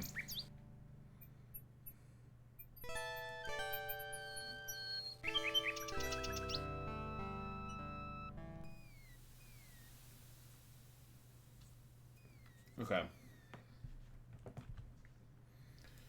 Hold on one second. Looking through...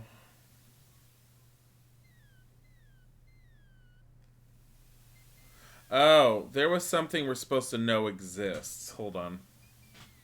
That was stupid of me because I didn't press the look. It's in the bookshop. There's a book of spells on the counter that we need to know exists. Because we're going to need a rare book to trade for it.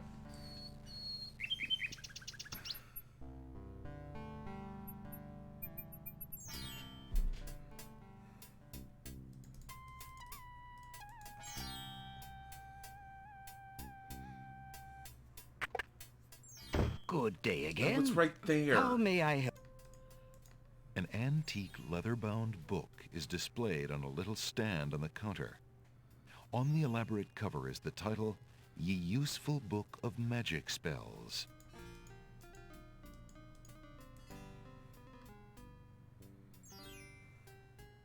How much for that book on the counter, merchant? It is a fine book, is it not? I obtained it from the estate of the one and only magician this kingdom has ever had. Poofed himself into an aardvark in the end, or so I heard. I never found the spells all that useful myself, but then I lead a boring life. I tell you what, if you can find another rare book, something a bit more marketable, I might be willing to exchange the spell book for it. If I remember,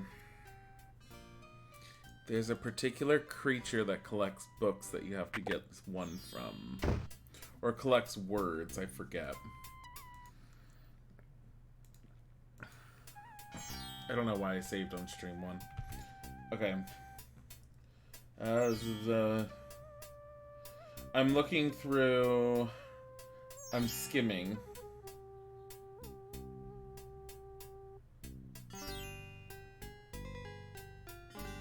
There's an area we missed. That's the problem right now. So, on the Isle of Wonder, I could have walked east, and I didn't. I feel like I did that the same time when I played this game the first time.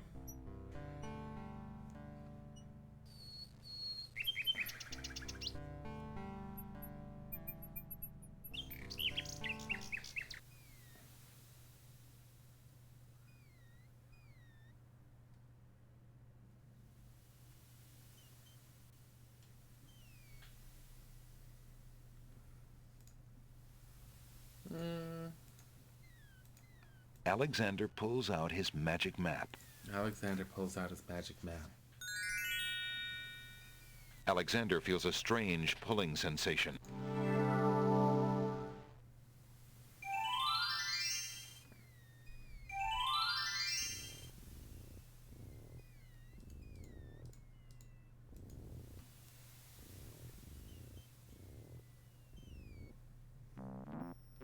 Here we go. The tail end of this island is a riotous scramble of books, sand, and a spider's web. There is no... There is no...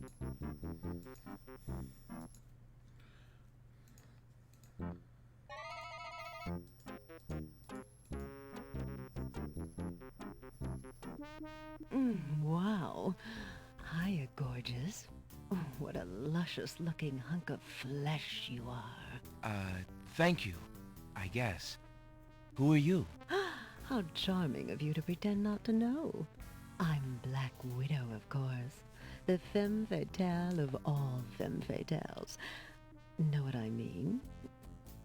Wink, wink. You know, I was just thinking it was time I found my 50th, another husband. It would be quite a horror, I mean, an honor to have me as a bride. The spider scissor. Look at my beautiful weaving.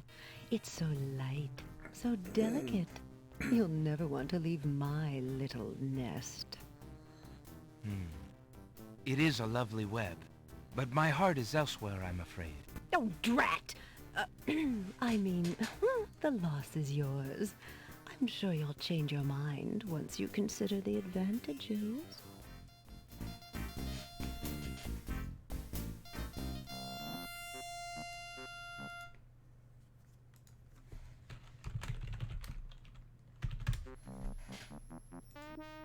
Oh, so there...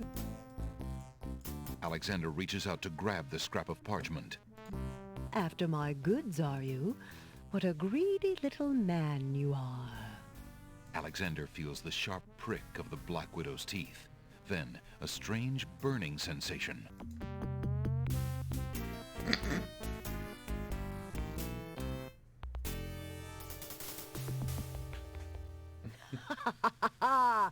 That's what you get for preferring that old scrap of paper to me. Tickets up. Next.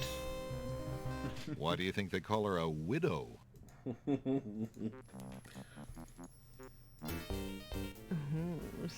So I do remember how to do this. I don't even look this up. Hey, don't touch that thread! Alexander investigates. The spider who lives there is... Alexander feels the tiny... I clicked off of it, apparently. Hey, don't touch that thread! Alexander snatches the scrap of parchment, curious to see what's written on it. Love. The wind blows the scrap of paper from Alexander's hand, but he remembers what it said well enough. What?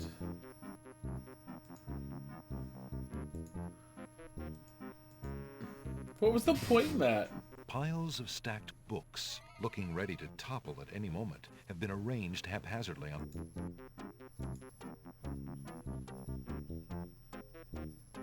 Piles of stacked...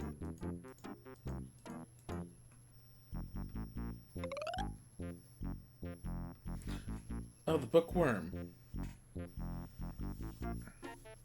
What do you think you're doing? I'm sorry. I didn't realize these books had an owner. I'm in need of a rare book. No owner? All books have owners, my good man. And this book owner, bookworm to you, wouldn't part with one of his books for anything. Isn't there something I can do for you to pay for the book? Let's see. Do you have an itinerant clause? No. No clauses at all, I'm afraid. As an exception, you always should.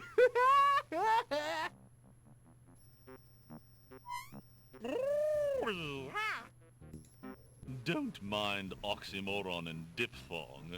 They're fairly limited grammatical principles, you know. Let's see.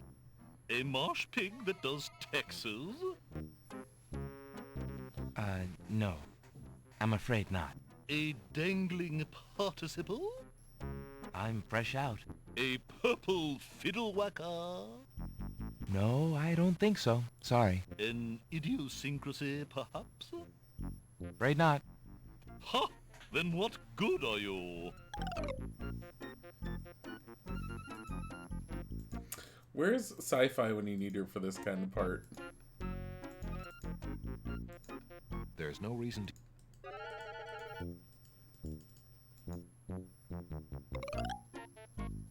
Do you have anything interesting yet? I have an incomplete sentence. A regular abnormality? Let me see what I have. You have an incomplete sentence. I have a sentence. Would that do? An incomplete one, I suppose. Why, actually, it is incomplete. Just as I suspected. Incomplete sentences are a dime a dozen. Why, you can literally just find them floating about. Complete sentences. Ooh, now there's something that's hard to come by these days. I see. Sorry. Oh, jeez. So we need to find the other part of the sentence.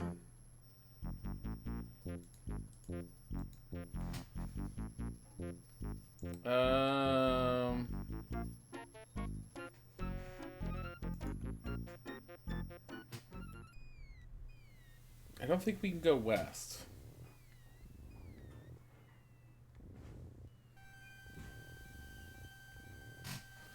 He's such a hopeless romantic and you're low-key living for it. So, there's another thing we missed on this island somewhere. I know that if I can get these two talking, I know what to do with them. The fallen log... The bump on the...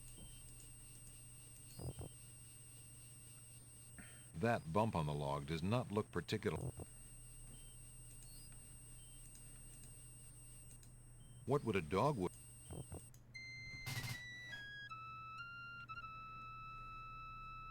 Alexander plays a lovely little tune on the... Yuck.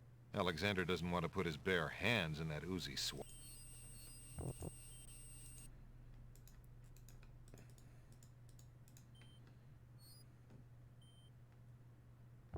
The swampy bog sinks beneath Alexander's weight.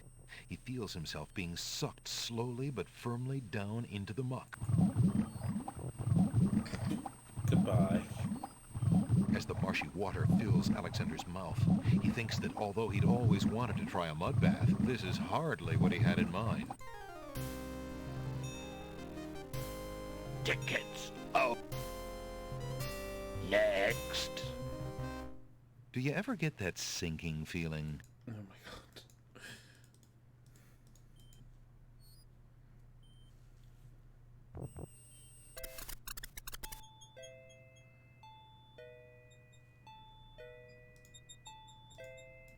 Is that lettuce growing in the garden?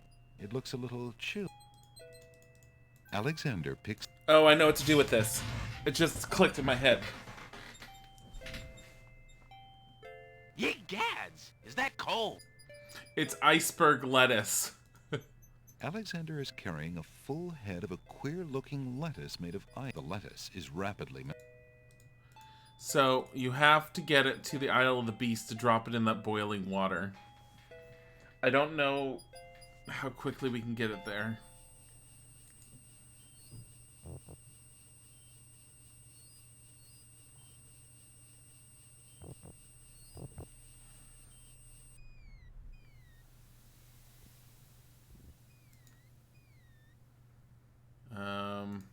Alexander...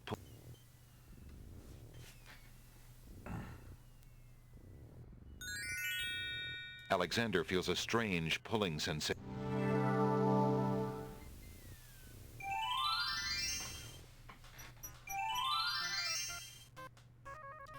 Oh my god.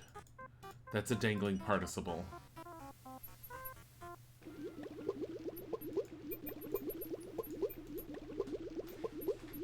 Hoping to cool down the boiling pond, Alexander throws in a head of iceberg lettuce. The pond's water slowly stops boiling, cooled by the ice. It still looks hot, but bearable.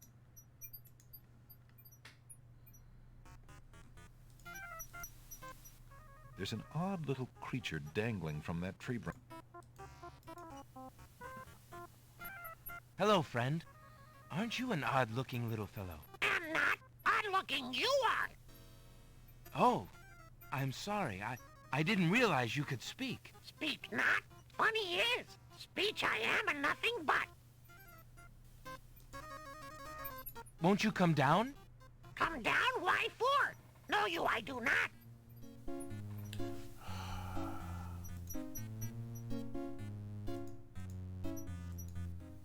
Alexander holds the sentence out to the creature. This sentence seems in need of an ending. Perhaps you could finish it? Where are you going? Where are you going? Know what I do? Where are you going to? Like you I do. Go I with you?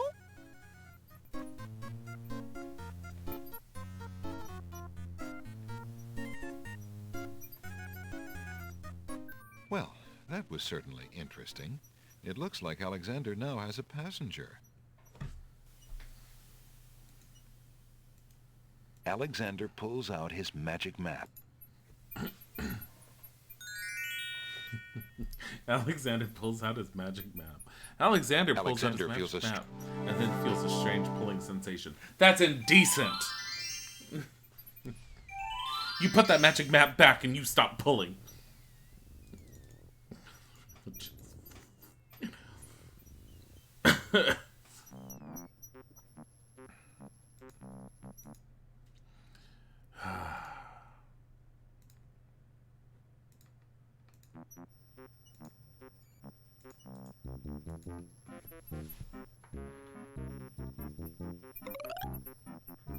Do you have anything interesting yet?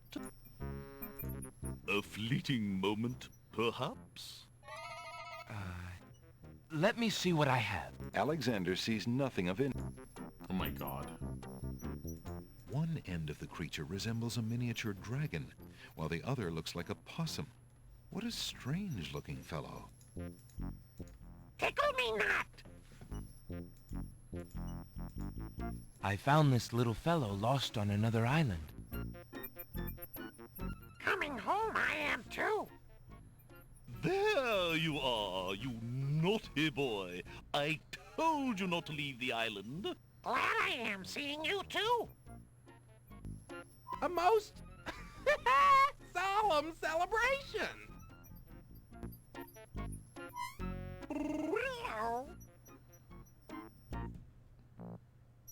So, you found my dangling participle.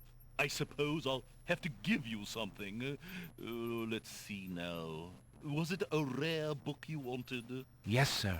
Well, then none of these will do. They've been sitting in the sun far too long and must be well cooked by now. This one is far more rare. A delicious little tidbit. Thanks. What did he give me? Alexander is carrying a rare book from the bookworm. The words in the binding are very faint. The something riddle book. Alexander opens the rare book and looks inside.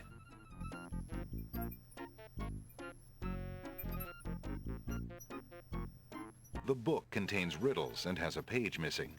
Alexander glances at a few of the conundrums, but finds himself more curious about the one that is missing. Oh, that's the one where we found What the was the page. riddle, he wonders. More importantly, what was the answer? The answer was love.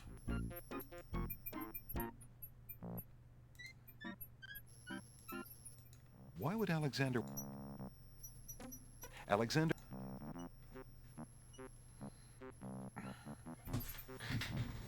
The book contains riddles and has a page missing.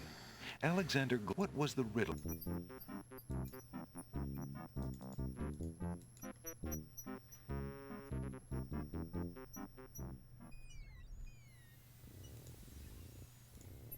Okay.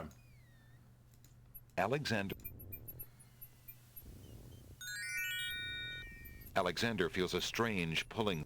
I mean, I can still go to the Isle of the Beast. There's stuff there that potentially I can use, but...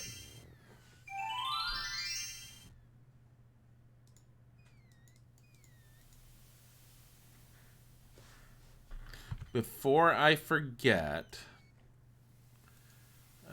extras... Manual download...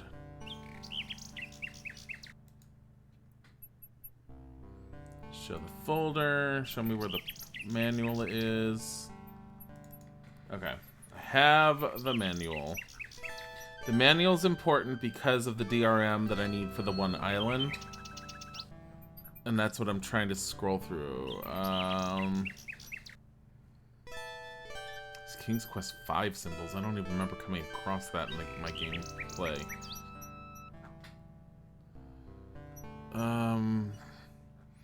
There's a whole bunch of story for King's Quest VI in here.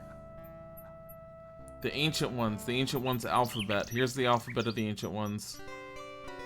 The Logic Cliffs. So the first challenge, oh my god. So here, okay. So I have... Shut up, you stupid thing. This was, it's Adobe being Adobe. Okay. Let's do the spellbook first. Nightlights on the top nuts. Oh my god, nightlights on the top nuts.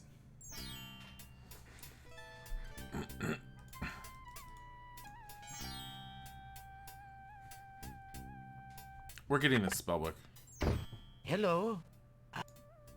Get over there. Now.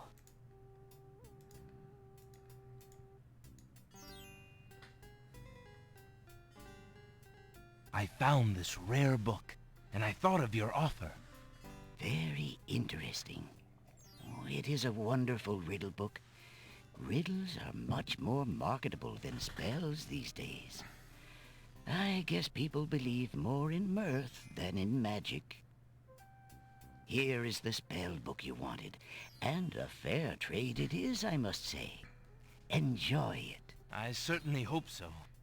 We shall see how rusty my spellcasting truly is. Okay. Magic paint. 1 cup of swamp ooze. River Styx, so we need a cup. River Styx water. 1 black horse feather. We have a black horse feather. Incant. Okay. Add Styx water to swamp ooze in the cup. Stir with a horse feather. Apply to blank surface with artist brush. Speak incantation over painting to materialize. Magic paint, black as ink. Bring to life what I think. Make it real what I draw according to this spoken law. Alexander carefully reads the instructions for a spell entitled... Alexander carefully... And I can't turn it, so that's the only spell we have in there. That will get us into the palace, I know, because you can draw a door or it's a hole or something. One day you mysteriously had 3 million nuts more. Probably sci-fi. I don't know.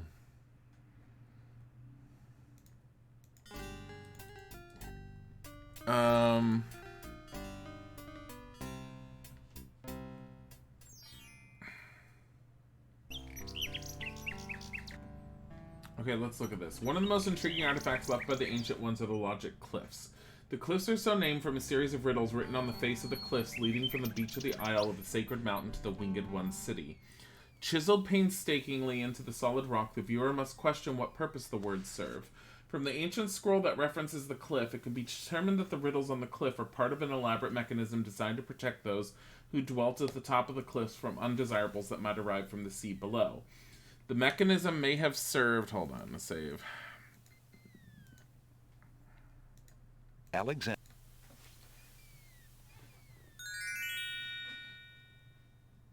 Alexander first.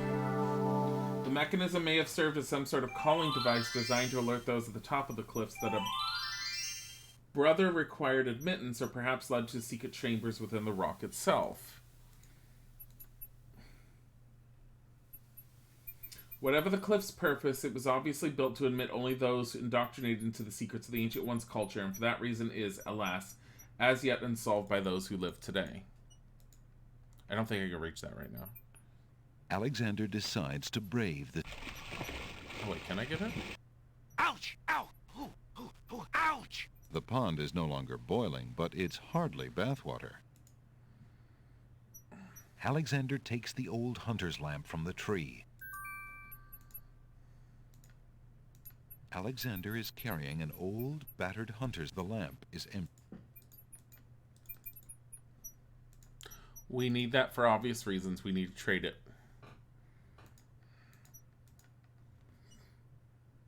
As Alexander continues down the path, he gets the strange feeling that he's being watched. Come on over here and see what I'm doing with these flowers.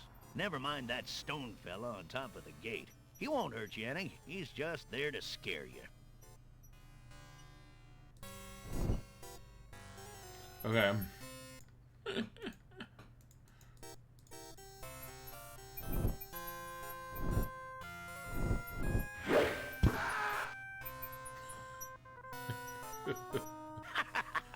Gotcha this time. I love his scream. Tickets up. Next. That move was slightly erroneous. You'd have to ask Isaac why he gave them to you. I don't remember.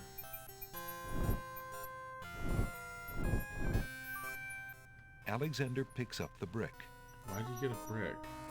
A gray brick wall runs to the east and west on either side of the path.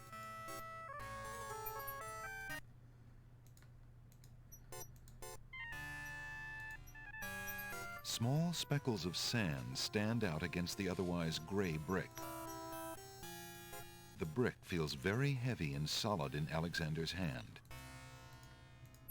Why would Alexander want to do...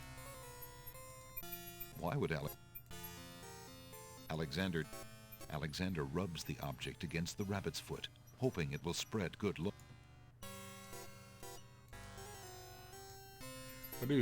It wouldn't be worthwhile to try and spice up the book. Why would Alexander... The book is used to cast spells on complete... Alexander doesn't want... Why do that?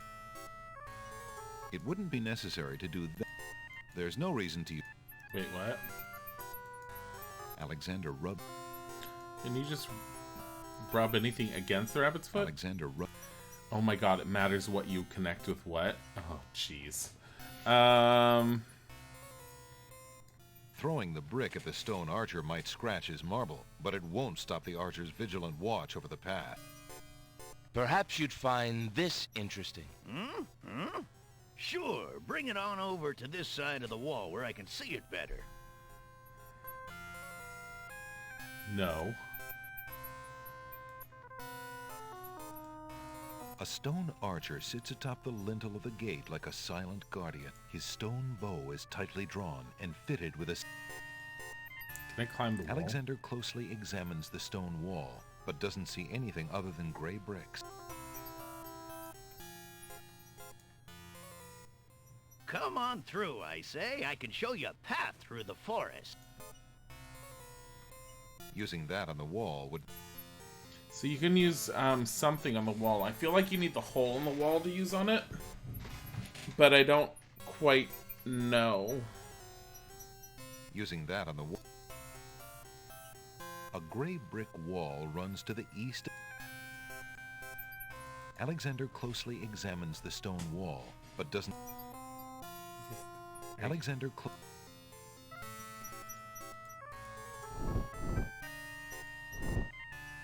You aren't gonna listen to me, are you? Well, we'll just see about that.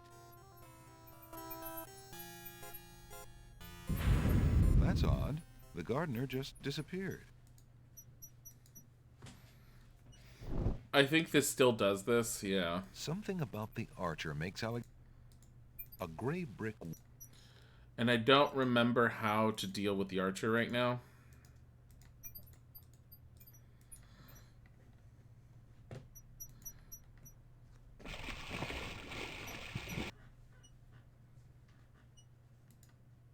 You think 169% you can trust him? Does he have your best interest at heart? Yeah, seriously. I don't remember what the gray brick is for. Alexander. I need a cup. I need a freaking cup. Where did I miss the cup? I feel like it was an easy thing to get.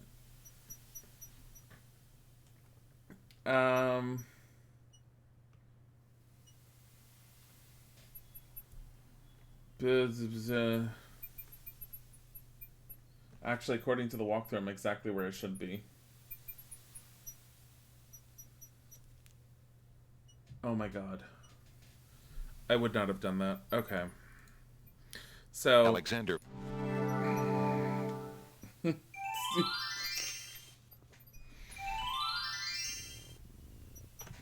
Like, I don't... So I was right. You need the baby's tears. Why would I think of using the lamp I just got for that?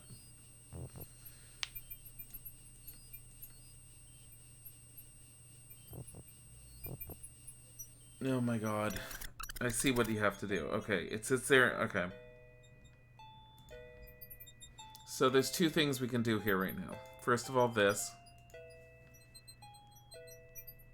Alexander gives one of the baby's tears a bottle of milk. The other baby's tears seem to resent Alexander's gift for some reason.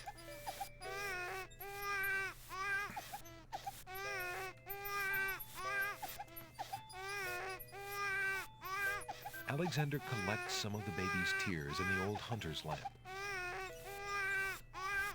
And then the wallflowers. Look at that. There's a teacup Alexander here. would love to sit. When did this appear? Or was this always here and we just never noticed it? Alexander takes the teacup.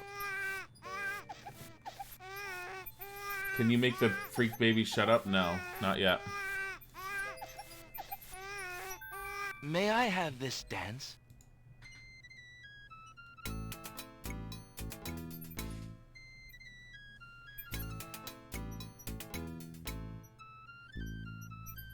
So my basic memory of the flute needing to be next was correct.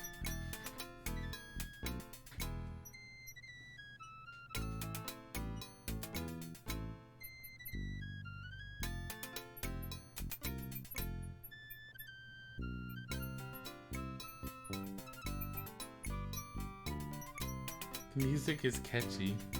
Alexander stops playing the flute, but the wallflowers and snapdragons continue to dance, caught up in the music and oblivious to everything around them.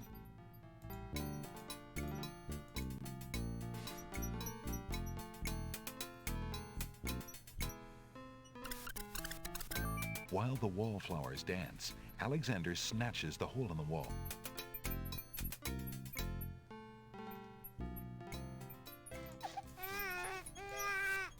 Okay. I think having the teacup's going to trigger these two down here.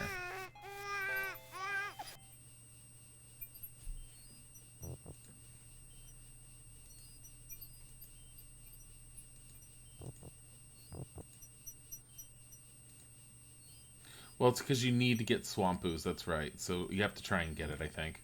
Something triggers him. I think it's this. What do you think you're doing? You startled me.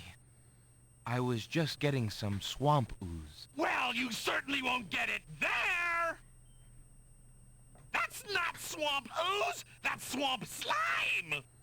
He's right, you know. But he could be a little nicer about telling you. He's not a very pleasant stick in the mud. Well, he's a stick in the mud. Nobody asked you! Be quiet! Oh, the trials of being a mere bump on a log. I remember what to do with this.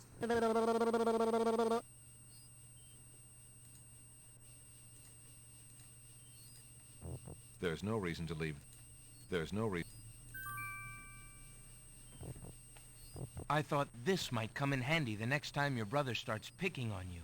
Aha! Finally, old Bump on the Log's not so defenseless, is he? I should have talked to them more. You'd hear more. Hey! Hey! What you doing there? Watch the pulp, would you? Now, Bumpy, remember all I've given you!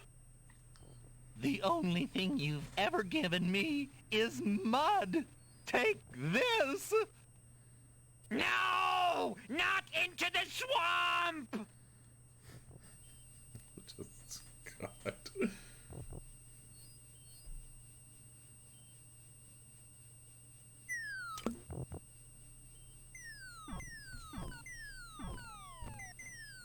Hey, okay, I give up. Geez, sorry. Well, I guess it's not very pleasant having things thrown at you. I'm sorry. You mean it? Really? Brother? Brother! Stick in the mud and Bump on a Log, exhausted from the battle, immediately doze off into naps. Rotten Tomato, being equally lazy, decides to join them.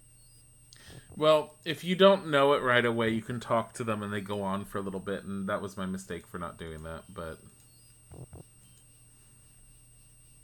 You know what? Where did I save it? Shit.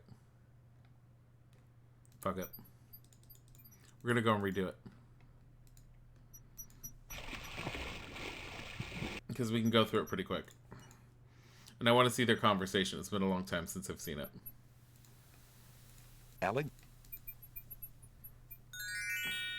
Alexander.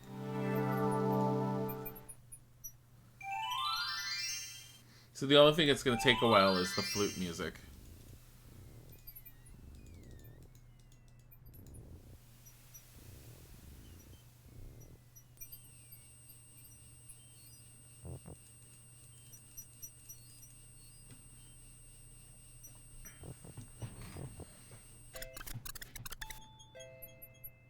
Come on.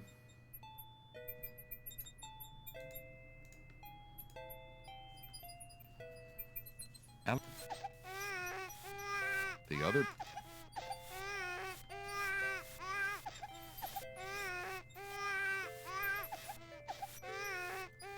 Alexander...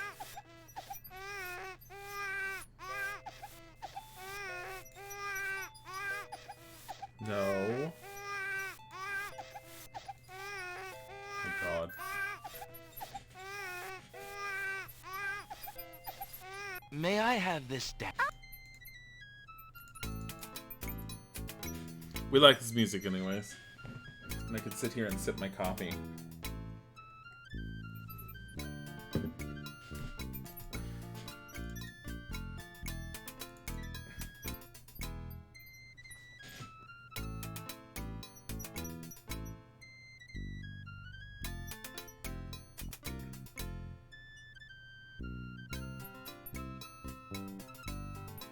Bodhi is lying on Isaac's chair, all splayed out. Alexander's... He's so comfy.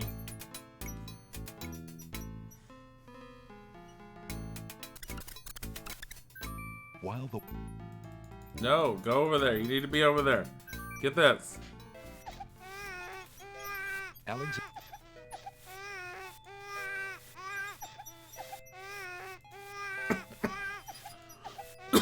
I'll save it right here. All this just to hear how they yell at each other and watch it's like 2 more lines.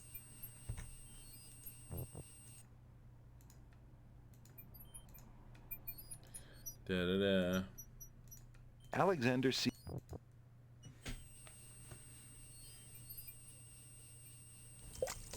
What do you think you... What?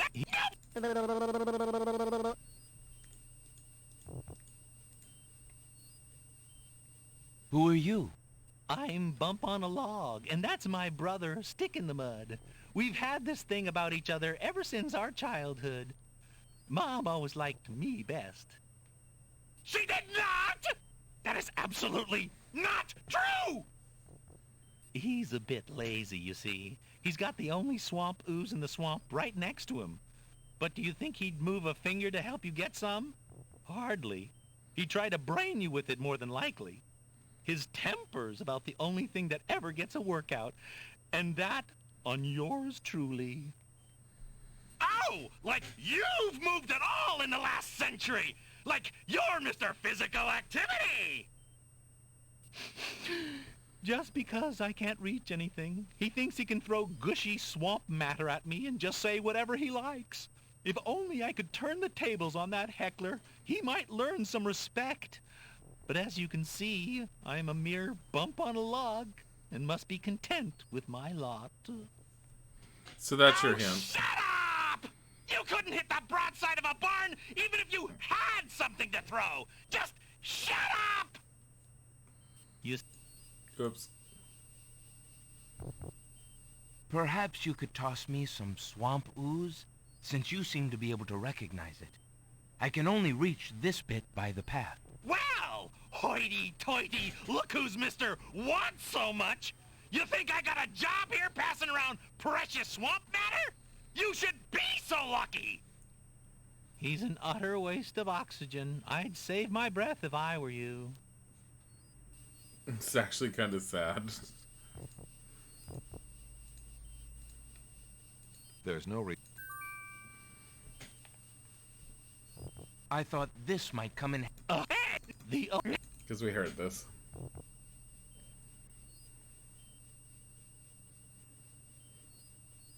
Hello, megapixels.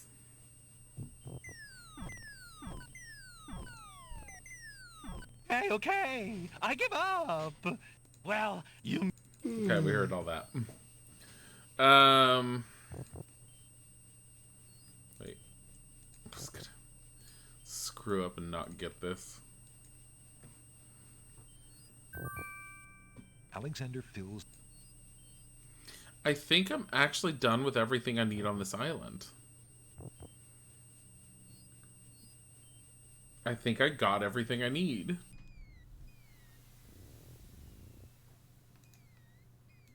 Alexander... Yeah, I'm pretty sure we never have to come back to this island again. I mean, I might be totally wrong, but... Alexander...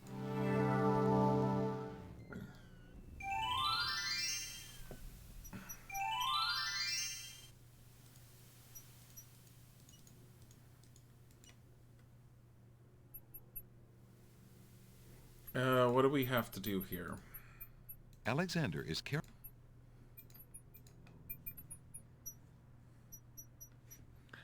River Styx water is what we're missing. This is not River Styx.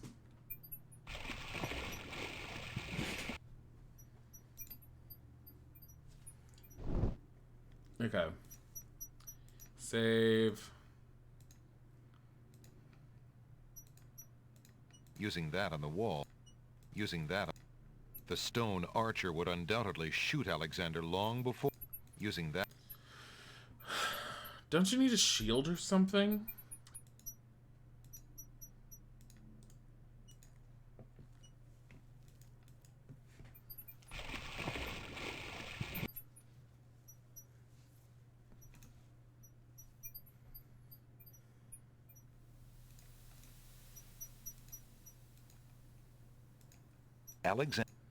Alexander pulls out his magic map. We might have to go to the Isle of the Sacred Alexander Mountain,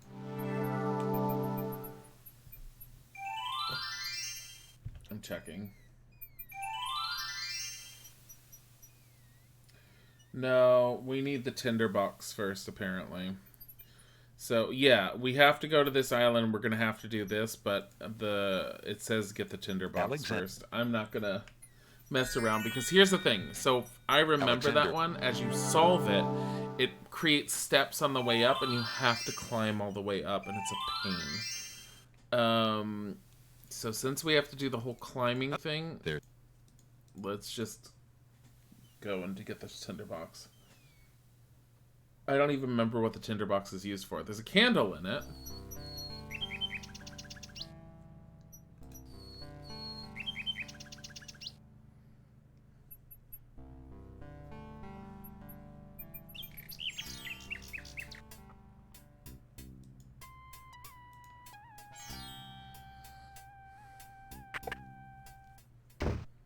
Good day.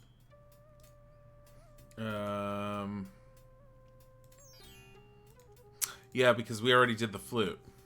Every time you use one of these items, you want to make sure you swap it out with one of the next ones. Because you're gonna... I think each one only has one use. So the paintbrush we're gonna need at the very end, because the paintbrush we use with the magic paint. There are a few different ways into the palace, I think, and there are a few different endings. The first time I beat this, I did get the better ending. I believe I'll take the tinderbox. Very good, Prince Alex. Enjoy your tinderbox and bring it back anytime. Thank you. But that's only because I just tend to be super thorough on how I do games.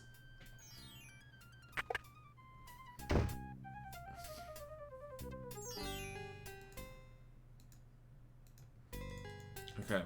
I don't, for the life of me, remember what this tinderbox is used for. But I guess we'll figure it out. The lamp merchant will come back at some point. I have a message. Let me see.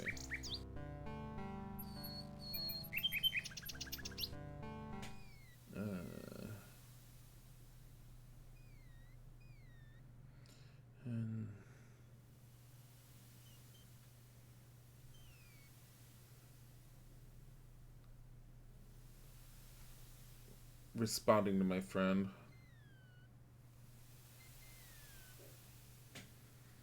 Okay. Alexander. Okay. So, let me see. Following translations from the Cliffs of Logic scroll may help the reader understand the mystique that surrounds this artifact. The first challenge, only those pure of heart will be able to rise the Cliffs of Logic. And rise is in capitals, that's pretty obvious. At least it's obvious if you've dealt with this before, because I remembered you had to hit these. So, R-I-S. Is it the first one? Does it matter? Let's try. Huge blocks of stone. It doesn't matter which you from use. the granite cliffs.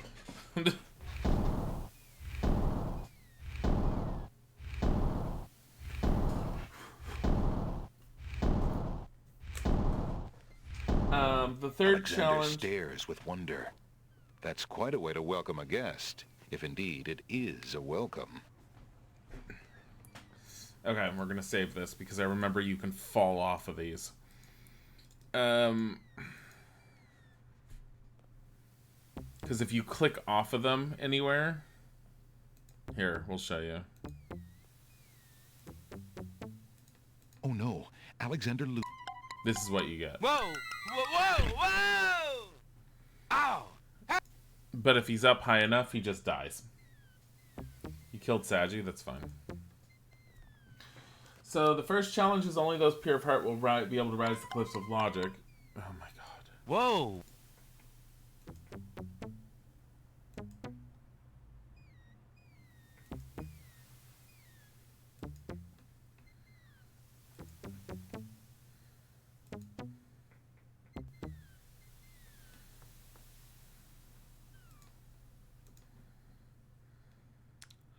Stream, okay.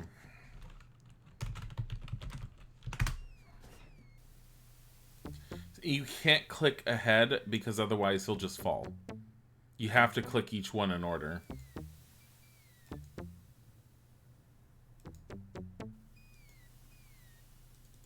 Alexander examines the strange... A master of languages will.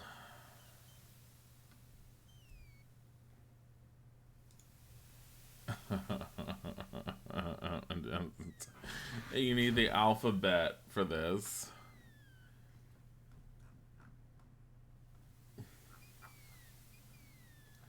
So the only way to get past this, we'll have to use this, is I think you have to read all the history.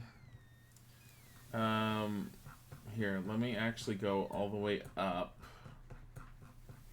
Let me do a search for languages from here. Languages. What? No matches. Whatever. It's so okay, so the answer is soar, but it's in a different language. So you have to press, I'm looking it up because, okay, so the instructions, if you had wanted to do it on your own, these all translate into a different letter of the alphabet, and it's in the instructions. That's where the DRM is. In order to know what the answer is, because the riddle isn't directly under the Cliffs of Logic puzzles section in the instructions, you have to read the history of the island, which is the whole first part of the instruction booklet, because I believe it does make a statement about the Master of Languages will soar on high or something along those lines. So it should be... I've done this before. I don't care to do it again. Alexander's feet trembles as more steps emerge from the granite cliffs. You love how they made the O and Odo so fancy looking like they do at the start of books, yeah.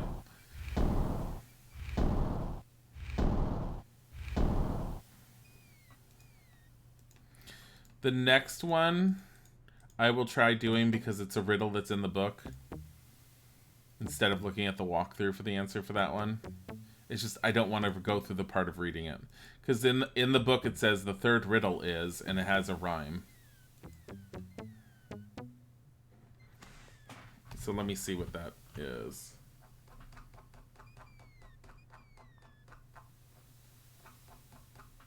Oh my god, go away. It has the find word feature up. Okay, so the third challenge, the stones of stealth, are associated with this riddle. 4 men standing in a row, third from the left, and down you go. The rest in order move you on, the youngest, the oldest, and the second son.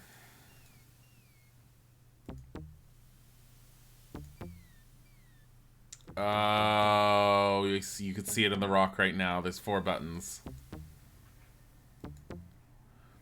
Okay. Yeah, I want to do this on my own. I want to see if I remember this one. I mean, it pretty much tells you, but... Alexander examines. Okay. 4 men standing in a row, third from the left, this one, and down you go. Nothing happened. Oh. Alexander... Wait, what? Alexander gets the feeling that... There you go. Oops! He waved. Third from the left. I did third from the right, the first one. That was wonderful. Next. What a riddle. Stones of stealth. Find a guide to keep your health. Oh my god. Alexander... Okay, so the rest in order move you on, the youngest, the oldest, and the second son. Nothing happened. Alexander... What? The youngest? Oh, the youngest, the oldest, and the second son. The stone beneath Alexander's feet trembles as more steps emerge from the granite cliffs.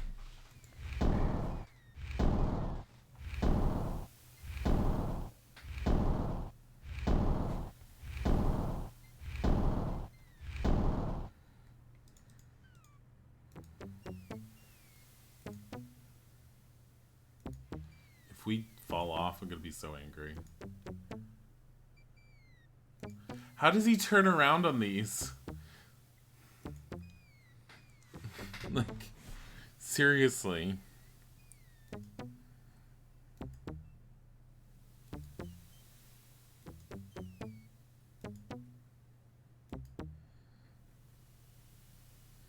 Okay. Seivu, Seivu, Seivu. Alexander examines the strange etchings in the face of the cliff. Sacred 4. Okay. Again, this would have to be reading the whole history of the island in the beginning. So, the Sacred Four... So the Sacred Four, they're corresponding to... So each of the alphabetical words when you go in there are not only just members of the alphabet, but they also correspond to a different specific thing. Like, they have actual words that they're attributed to, as well as being a letter of the alphabet. So, in this case, the Sacred Four correspond to Azure, Caterpillar, Tranquility, and Air. So, and I don't know which one is which, but I do know that these do it. Nothing happened. No. The cliff. Alexander.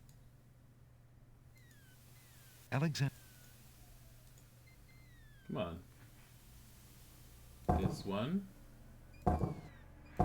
Does it have to be in order? Hold on.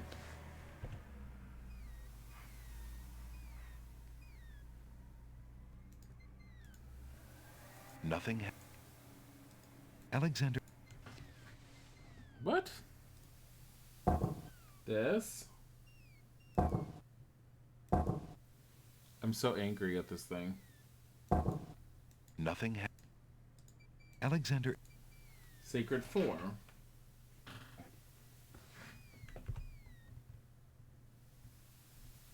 You need to press the buttons corresponding to Azure, Caterpillar, Tranquility, and Air. They are as follows. I don't think it's correct. Something about this walkthrough picture is wrong?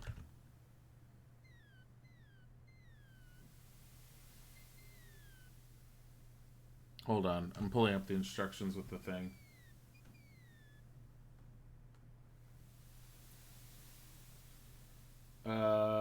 Azure. Where is Azure? Symbol represents...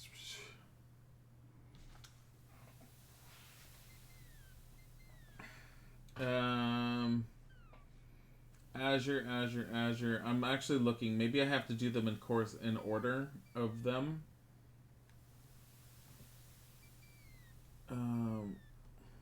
What is it? Azure, Caterpillar, Tranquility, and Air.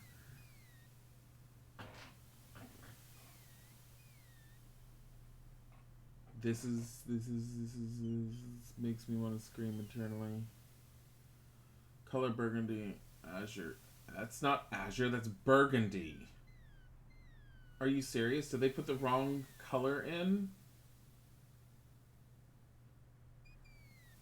Beige, brown, purple, hazel, green, color orange, yellow, royal blue, sea green, red and fire, white, pink, olive, silver, ochre, turquoise, sable, pearl gray, color violet, azure. Hold on. So, Azure, Caterpillar. Let me see which one's Caterpillar.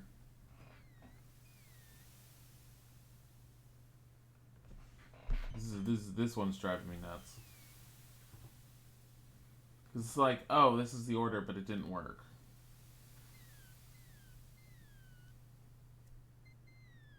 That's the last one. Where's Caterpillar? Is that the little fortress top thingy-majigger?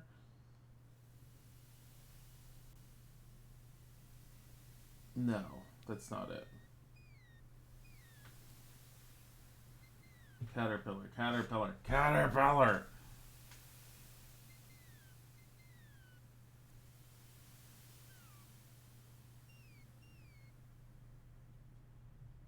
It's got the wrong one in the picture. Because okay, so the one of the ones I pressed that's in the picture is labeled in here as being the symbol representing desire, the warthog, the color burgundy, and garnets. That's the wrong one. So I need to find the one that's associated with the caterpillar. Wisdom, owl, lion, horse, parrot, monkey, sheep, serpent, shark, tortoise, unicorn, dog, well there's grasshopper, jackal, whale,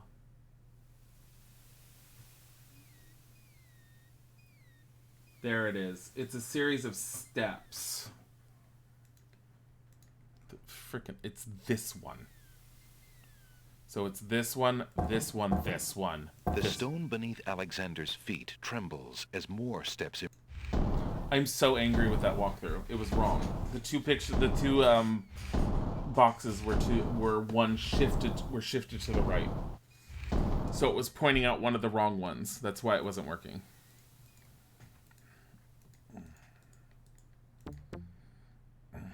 So again, those puzzles aren't that difficult as long as you read the instructions. Nowadays, most people would just look at the instructions and say, fuck, whatever.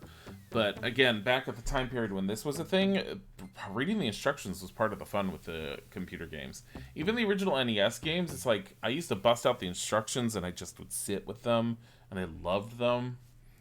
Like, just even looking at the artwork in some of them, like the original Legend of Zelda artwork, even the Super Nintendo Legend of Zelda artwork, it's just so good. Like, and you'd have all this really cool stuff sometimes in the instructions. Alexander examined. Okay. We're going to go back away from the walkthrough, and we're going to try and do this one on our own, because this one's actually in the book again. The fifth challenge, only those of the highest order may ascend the cliffs of logic. You should do that with the terms of service. Make them interesting. Yeah, seriously. Nothing happened. Make terms of service interesting. Alexander. Ascend. The stone beneath Alexander's feet trembles as more steps emerge from the ground. So the first, third, and the fifth are relatively easy based off of the area and the instructions they are. The second and third puzzle require you to read the history of the islands. Because the history of the islands... And the history of the islands is like 10 pages long. Which is why I didn't read it to you guys. It's probably a little bit shorter than that. But it's about that length. But if you had gone through that, a lot of that information is hidden in there.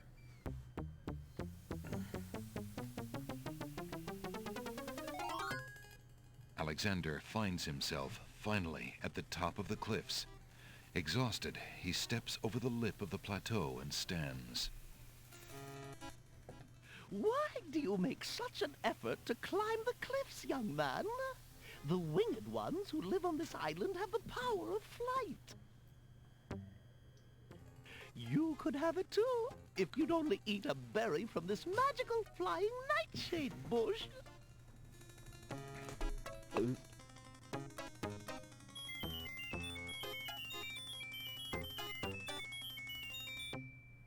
See?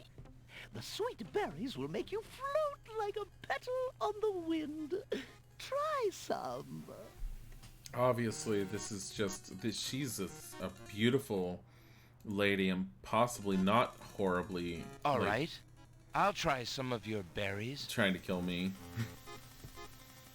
Who is this loopy lady? I don't know, but all these people with sparkly eyes would try to kill me. Quickly, dear boy, and I'll show you the way to the Lord and Lady of this isle. What? Slightly bitter, pretty one. Stab her with the berries? That seems like it'd be a little difficult. Next. And then there's some land I have for sale in the death bogs of Tamir. Just all like you fell for that? But who are you, matron? Who cares? I mean, I am only a poor old woman who wishes you well, handsome stranger.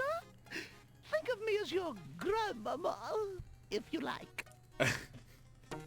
I love the fact that the genie's voice actor just does all these different voices. Stranger, trust me. Think of what I'm offering you. How can this plant give the power of flight? Listen, son. I'll be happy to answer any questions you like, but only if you at least taste these delicious berries. How can this plant... Listen. Well, they picked the man because it's the same voice actor that did the genie, because it's the same character. You could tell by the glinting eyes. I mean, when I played this the first time, it was just every time you meet. Right then, stay tied to the ground like a load of lead. See if I care. You human. Yeah, if you Odd. The old woman just disappeared in a cloud of smoke. Perhaps those berries are even more powerful than she led Alexander to believe. So if you remember the beginning, the vizier talked to the genie who got drunk off of the mint candy and basically told him to follow us and try and get rid of us. So he keeps on appearing as different forms, and you can tell because his eyes are glinting. And the first time I ever played this game, every time I came across a character with glinting eyes, I just stare at them and I'm all like, are you kidding? Like, you really think this is gonna work? It's just funny. The huge doors are locked tight. Somebody obviously wants to keep something out, or something in. I think this is the Minotaur's maze.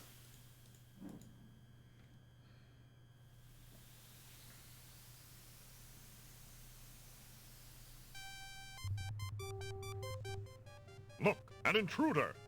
Hold! How did you get up here, human?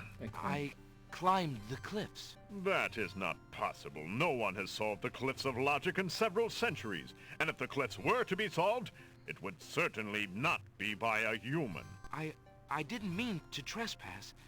I only wanted to visit this beautiful island. No visitors have been welcome on the Isle of the Sacred Mountain in years. Not since the Red and White Queens had spies in the guise of friendly visitors steal our island's sacred golden fleece. But we will not display such foolish trust again. You will have to answer to Lord Azure and Lady Ariel. They will determine what will be done with you. I can assure you, it will not be pleasant. Oh, I wonder if I can get the golden fleece from them. I don't remember.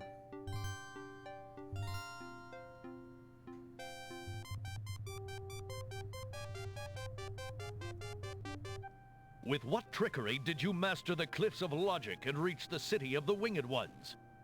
Only the magic of clear thought, my lord. I meant no harm. The cliffs of logic. It is the sacred oracle's prophecy, Azure. Yes, Ariel. It is lucky for you, human, that climbing the cliffs of logic is part of a prophecy that I cannot ignore. We have just been ordered by Wazir Al-Hazred himself to dispose of any strangers that might land on our fair isle. But the prophecy would have a different fate befall you. The prophecy predicts that whosoever climbs the cliffs of logic will defeat the Minotaur. What? The Minotaur has violated our sacred catacombs and eats our young in sacrifice. Our own daughter, Lady Celeste, was taken there only this morning as his most recently demanded offering. A dilemma, then. Whom shall I obey in regards to your fate? The Oracle or the Crown? But since Al-Hazred did not dictate how I was to dispose of intruders, and since you cannot possibly survive the catacombs, your imprisonment there should serve both purposes quite admirably. I will not resist you in this, my lord. I shall do my best to save your daughter. First, I must tell you that the catacombs are a labyrinth of rooms, a place of exceeding danger. You will need many tools and clear wits to survive it. I am ready. I'm fine with his costume choice, Very Josie. well. My guards will take you there now. You seem courageous enough, but the catacombs will determine how brave you really are.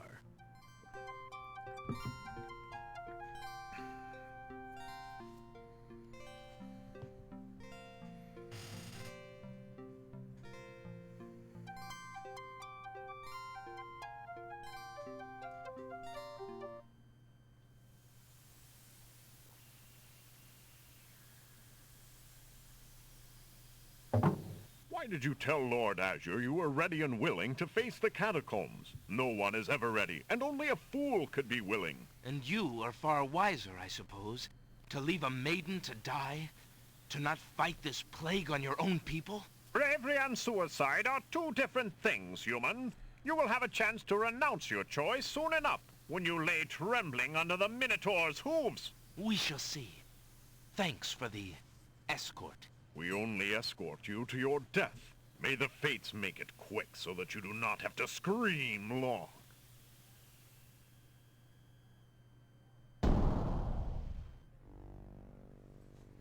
Okay. The labyrinth. We don't have time to go any further. The catacomb's entrance door is locked from the outside by the Winged One's guards. It seems that leaving the catacombs by that door is not an option. So, we're not going to be able to complete this. I'm going to actually have to end the stream today. That was my reminder. We will be picking this up Monday from the look of things. I have not heard anything back yet. I'm hoping to hear something back at some point soon with regards to one of the jobs that I've been looking at or trying to get into. Let's have you send you guys over.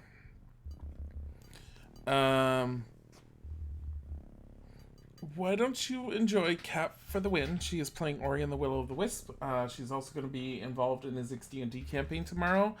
Thank you guys for stopping by, and I hope you have a wonderful time, and we will talk to you later. Goodbye.